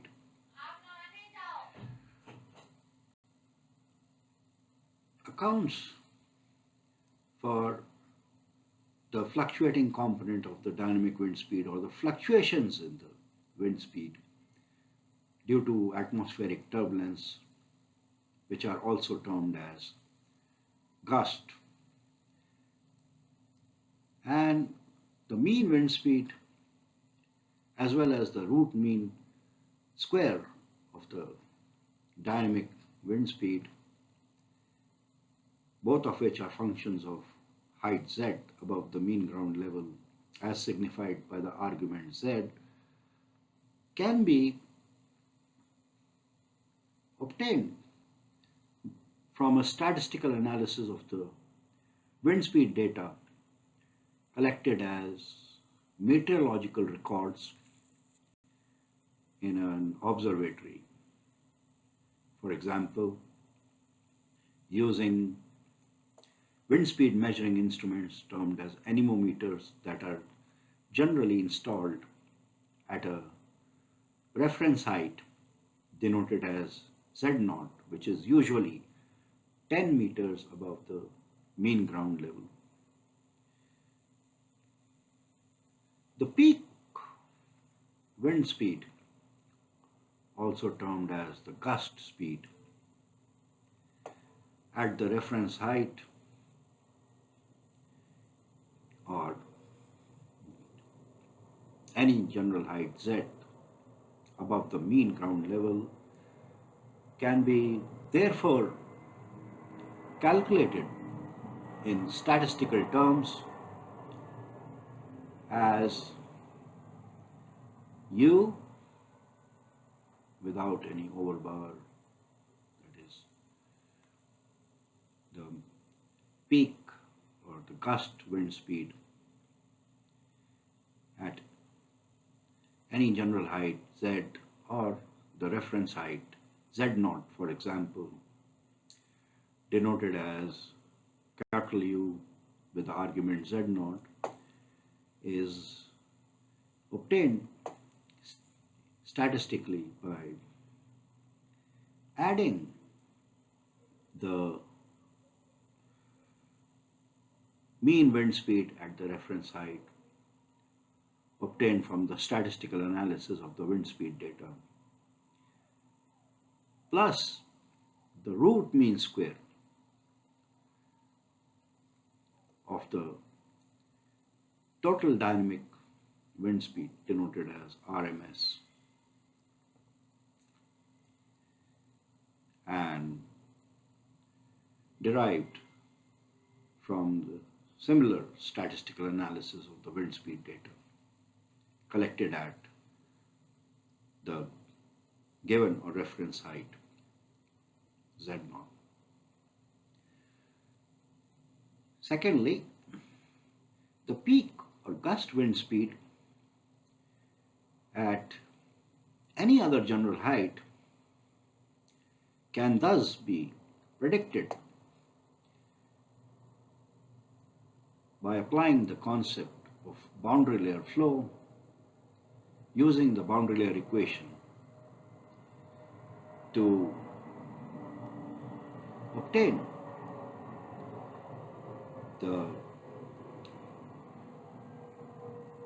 peak or gust wind speed at any general height z as signified by the argument z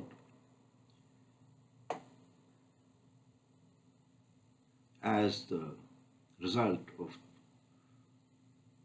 the polynomial equation, that is the well-known boundary layer equation that we have all studied in our basic undergraduate course on fluid mechanics and hydraulics. Further, the peak or the wind, peak or the gust wind speed at any general height may thus be substituted into the well-known classical equation for the drag force based on the first principles of fluid mechanics to arrive at the drag force or the along wind force that acts on any building structure or part of the building structure or building surface of a building that obstructs the flow of wind, that is the airflow, since air is essentially in fluid and wind is air in motion. The classical equation, as we have discussed extensively in the previous slides, for the drag force acting on a single stationary bluff body obstructing the flow of wind or air, essentially a fluid,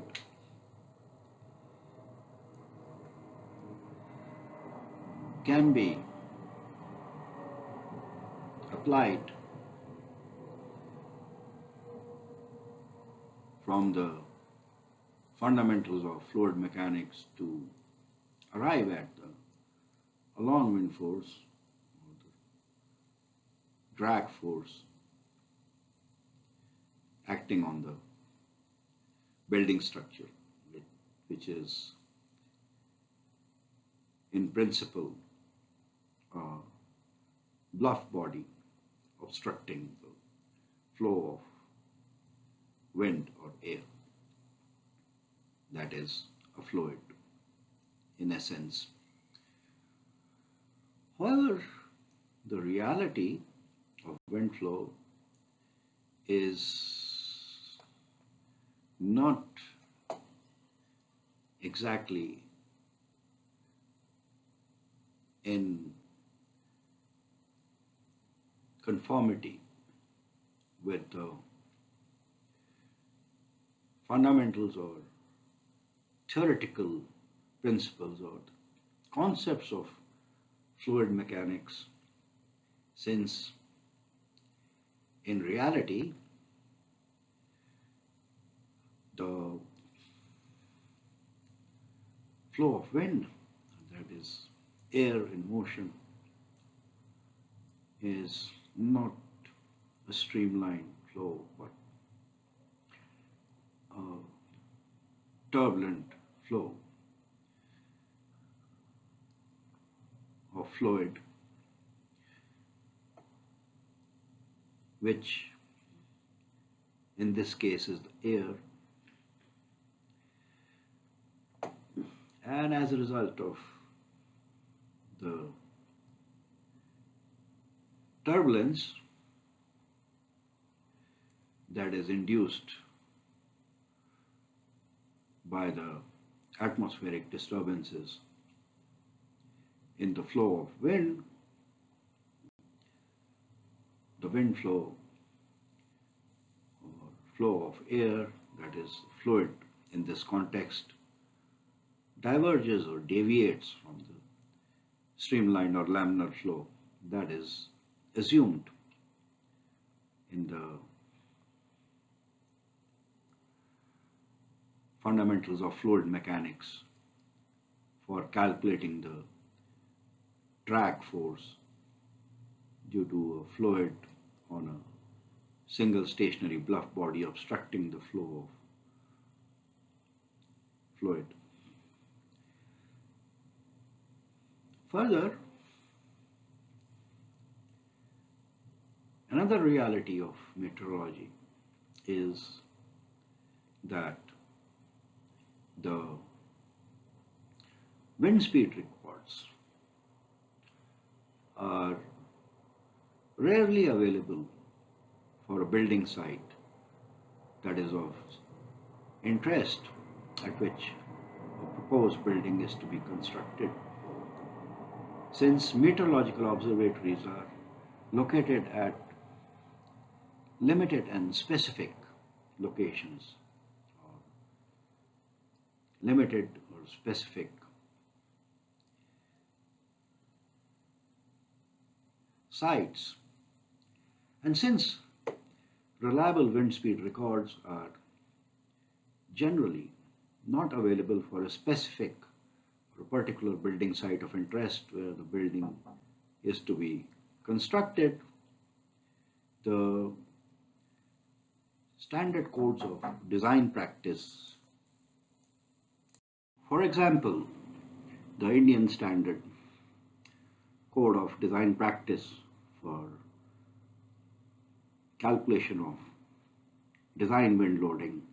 that is IS 875 Part 3, the latest revision, which is the 2015 revision, or even the earlier 1987 revision, provide a conservative estimate of the peak wind speed for any general building site of interest at which the particular building is to be constructed for the purposes of design of the building for wind loading. In case of the Indian Standard Code of Design Practice for calculation of wind load, IS 875 Part 3, the peak wind speed that is required for purposes of structural design under the action of wind loads is provided as a design parameter that is termed as the basic wind speed that we have introduced and discussed in the previous slides as an important design parameter for wind resistant design. Essentially, the basic wind speed denoted as capital V subscript B, with the subscript B signifying that the wind speed V is the basic wind speed in the terminology of the IS code.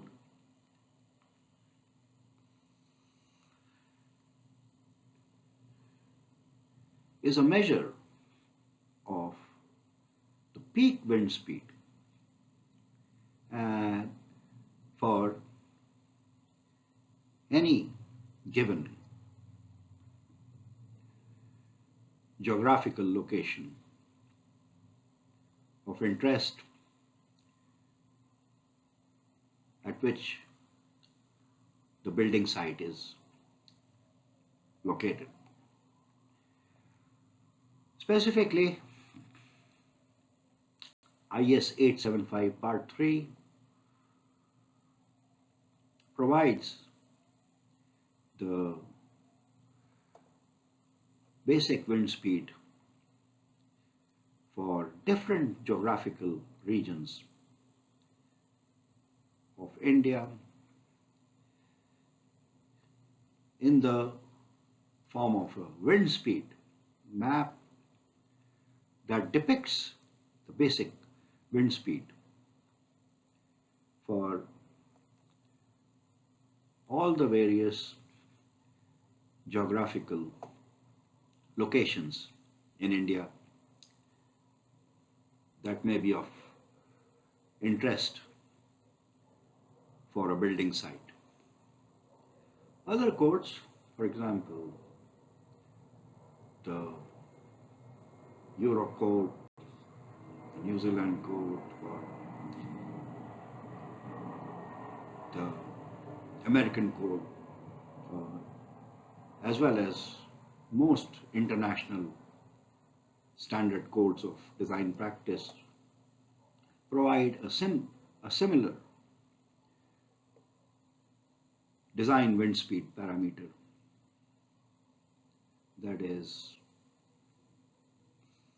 representative or characteristic of the peak wind speed for the site of interest.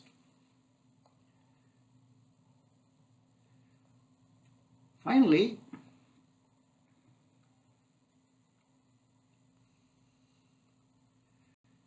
the only other design parameter for wind resistant design that we have discussed in the context of the code specified design criteria or code specified design formulations for calculating the design wind loading, that probably needs further explanation, as the nature or the purpose of the wind resistant design parameter may not be obvious or apparent, is the topography factor. That is the factor K3 in the code specified design formulation for the design wind speed, with which the basic wind speed VB is multiplied along with the other factors K1, K2 and K4. While the other factors K1, K2 and K4 are self-explanatory from their nomenclature or terminology in terms of their nature or their purpose or physical relevance, factor K3, that is the topography factor, may need further explanation in order to illustrate the physical meaning or physical significance of the factor K3. Well, as the name suggests, the factor K3, termed as the topography factor, accounts for the effect of the topographical features that are locally present at the building site. For example, hills, valleys, cliffs, ridges and gorges, which are classified as local topographical features that may exist on a particular or given building site of interest. And the physical effect of these local topographical features such as hills, valleys, cliffs, ridges, gorges on the wind speed is quite significant and cannot be ignored. For an example, consider this particular frame building structure shown in light green ink that is constructed on the top of a hill. A physical phenomenon that we may or may not be familiar with in wind engineering affects the wind speed.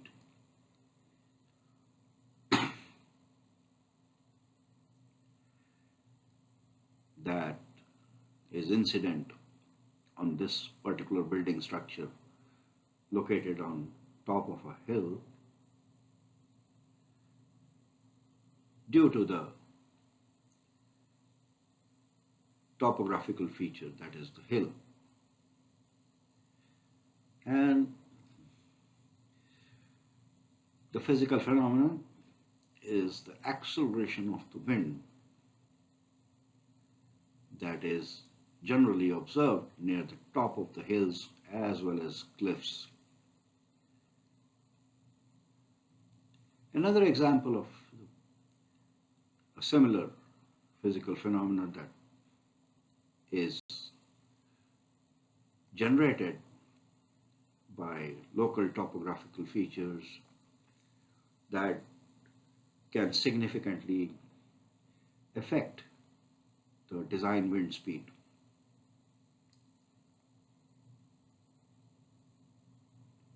Is the deceleration or retardation of the wind near foots of the hills or valleys. Since wind has been observed to decelerate as depicted by this reverse arrow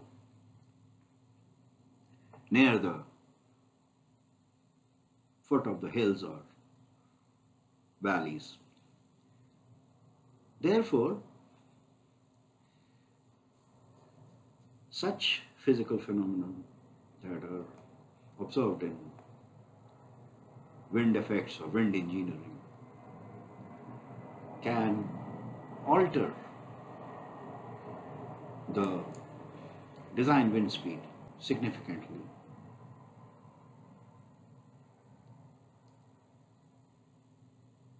Due to the local topography of the building site. To account for such physical phenomena that are induced by local topographical features such as hills, valleys, cliffs, gorges, etc. The standard codes of design practice provide or define a parameter that is termed as the topography factor by the Indian Standard Code of Design Practice for calculation of wind loads, denoted as K4, which is calculated by considering the upwind slope or the downwind slope of the local topographical feature. Specifically, the Indian Standard Code of Design Practice for calculation of wind loading, IS 875 Part 3, provides the factor K3, that is the topography factor, as equal to 1 in case the upwind slope of the local topographical feature, for example, this hill, is less than 3 degrees. In case the upwind slope of the hill or the local topographical feature in the vicinity or at the location of the building site is greater than 3 degrees, then the topography factor K3 is enhanced to a value higher than unity or 1 and may range up to 1.3 for upwind slopes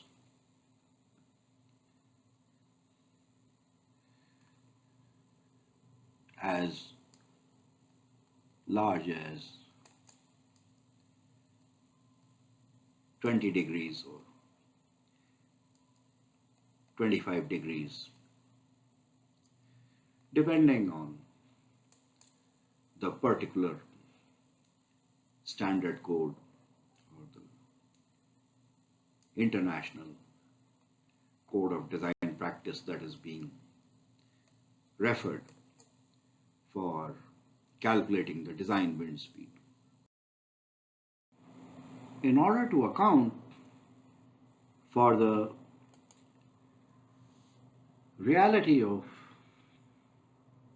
wind flow that is due to the deviation of the wind flow of air, essentially a fluid, from the streamlined or laminar flow that is assumed or idealized in the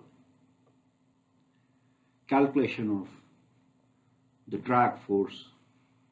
or the along wind force acting on building structures using the classical equation for drag force based on the fundamentals of fluid mechanics for calculating the drag on a single stationary bluff body obstructing the streamlined flow of fluid. The code provides the peak or the gust wind speed in terms of the parameter basic wind speed denoted as V subscript B that we introduced or discussed in detail in the previous slide. The basic wind speed denoted as capital V subscript B, that is specified by the Indian Standard Code of Design Practice for wind loading for various geographical locations, geographical regions of India as depicted in the wind speed map or figure 1 of the IS code, that is IS 875 part 3 for calculation of wind load, is a measure of the peak or the gust wind speed that may not be otherwise available from statistical analysis of wind speed data, since reliable wind speed records are rarely available for a general building site of interest at which the particular building is to be constructed. Another reality of meteorology, since meteorological observatories in practice are typically located at limited or specific sites or towns.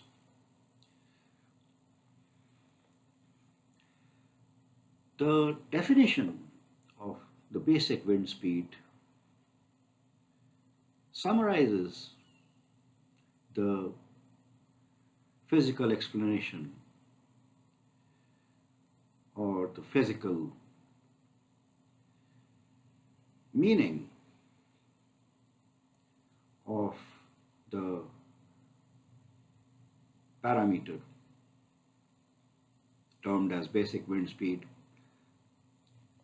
and the IS 875 part 3, the Indian Standard Code of Design Practice for Wind Loading, defines the basic wind speed as the peak or gust wind speed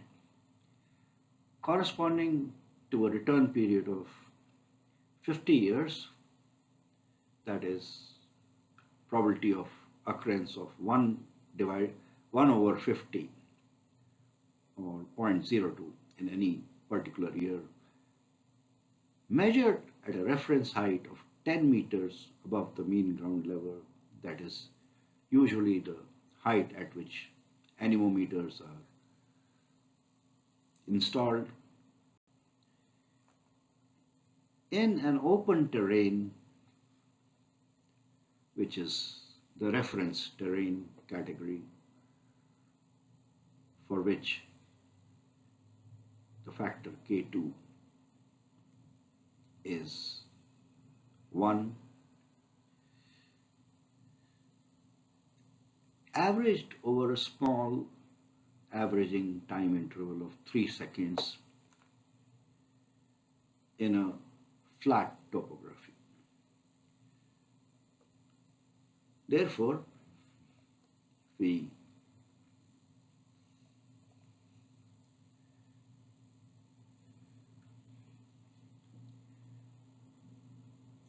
examine the definition of wind speed, one can conclude that the basic wind speed, that is defined or specified by IS 875 part 3, is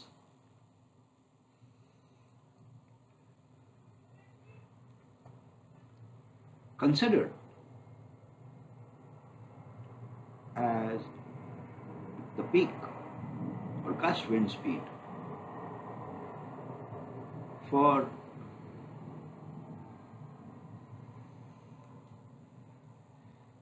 standard values of the return period, the reference height, the terrain conditions, and topographical conditions. Since one may recall that a return period of 50 years for the design wind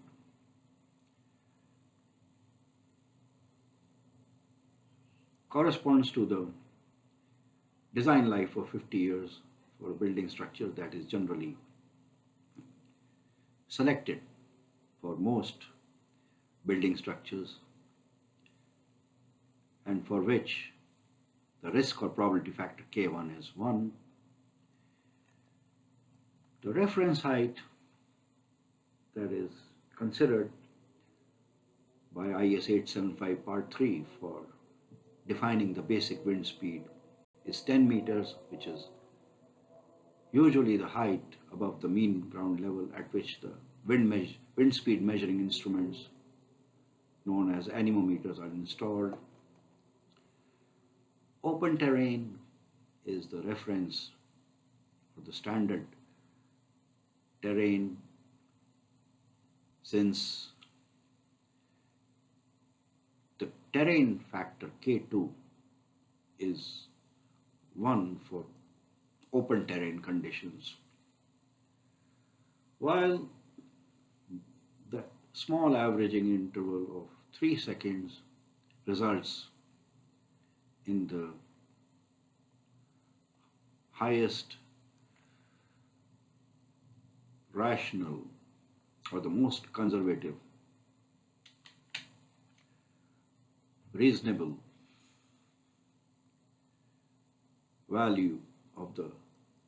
root mean square. And flat topography is the reference condition for the topographic factor, that is, the topography factor is given as 1 by the IS code for flat topography, which is therefore the standard or the base topography that is considered by IS 875 Part 3 for defining the basic wind speed.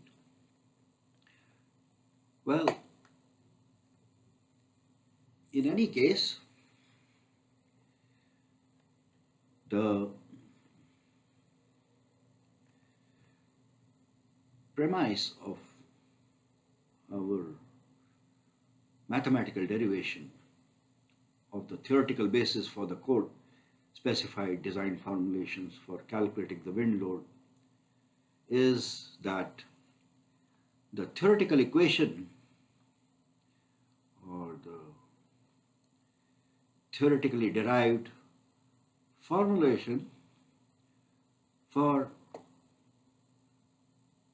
the total dynamic along wind pressure based on first principles of fluid mechanics and boundary layer flow should equal the design wind pressure that is specified by the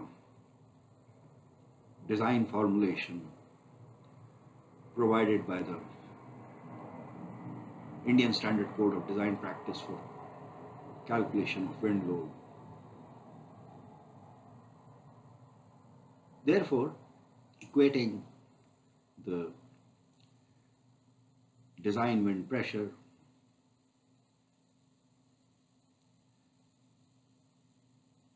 as provided by IS 875 Part 3 2015 or latest revision, or IS 875 Part 3 1987 revision,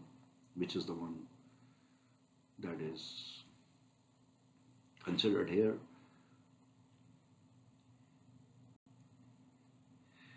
In case of IS 875 Part 3, the 2015 or latest revision, the design formulation for the design wind pressure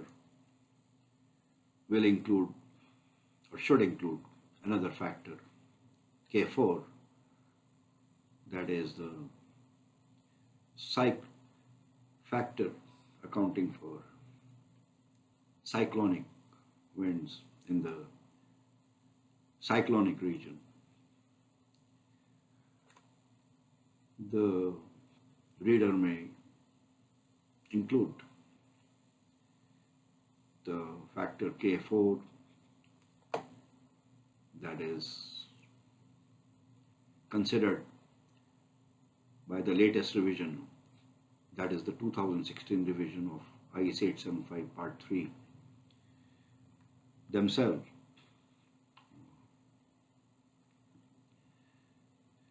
In this design formulation for the design wind pressure,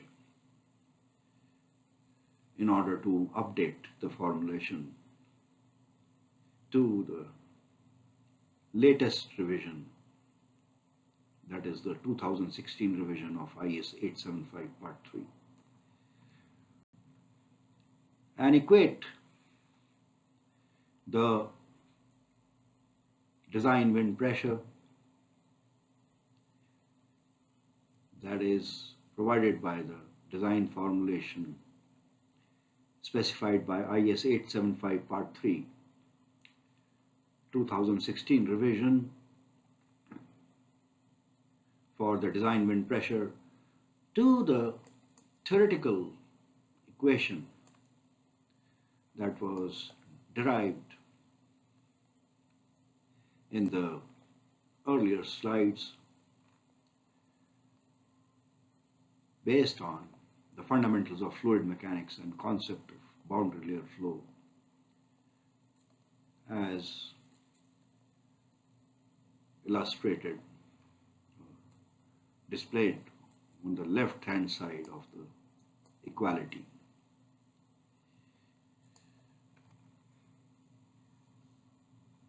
Therefore,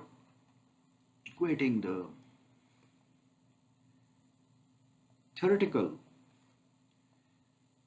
dynamic wind pressure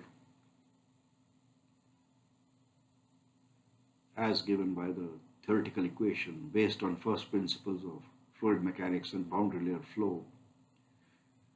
to the design wind pressure as given by the design formulation provided by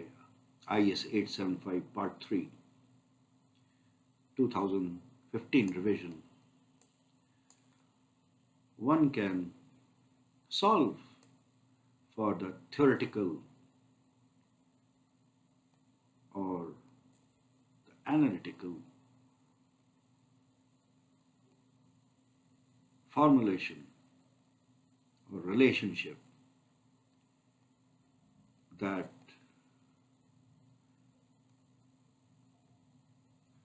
relates the basic wind speed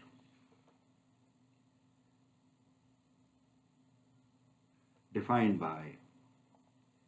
the IS code, that is IS 875 Part 3,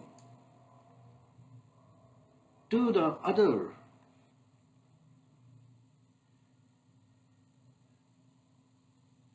design parameters or factors such as the drag coefficient,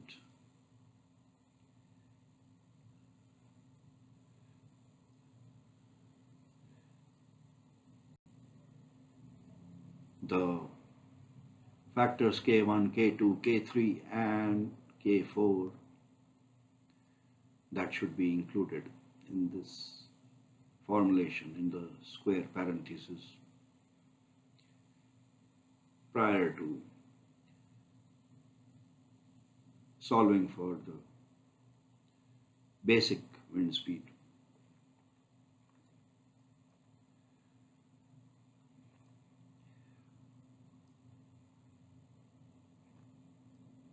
It is worthwhile to note here that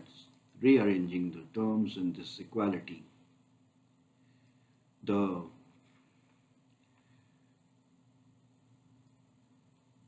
theoretical or the analytical relationship for the basic wind speed, that is defined by IS 875 part 3, can be obtained in a straightforward manner in terms of the theoretical parameters that are the drag coefficient, the air density, the mean wind speed, rather the total dynamic wind speed at the reference height Z0 as obtained from the statistical analysis of wind speed data, as well as the code defined parameters or factors K1, K2, K3 and K4. The derivation of the theoretical or analytical relationship for the code defined parameter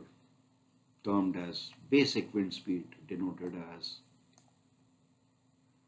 capital V subscript B, in terms of the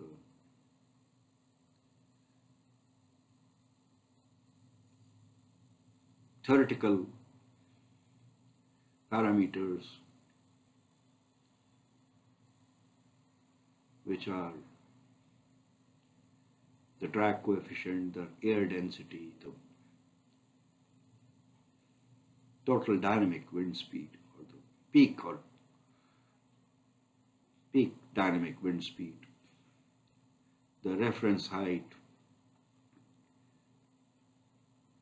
and the factors K1, K2, K3 and K4 is left as an exercise to the reader. It is strongly recommended that the reader should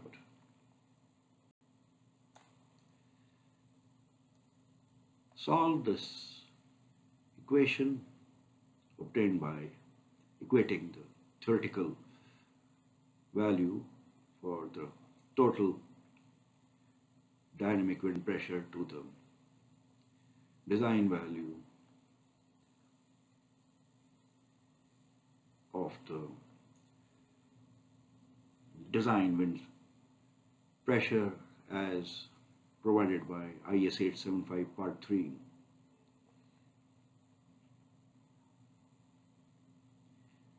And obtain the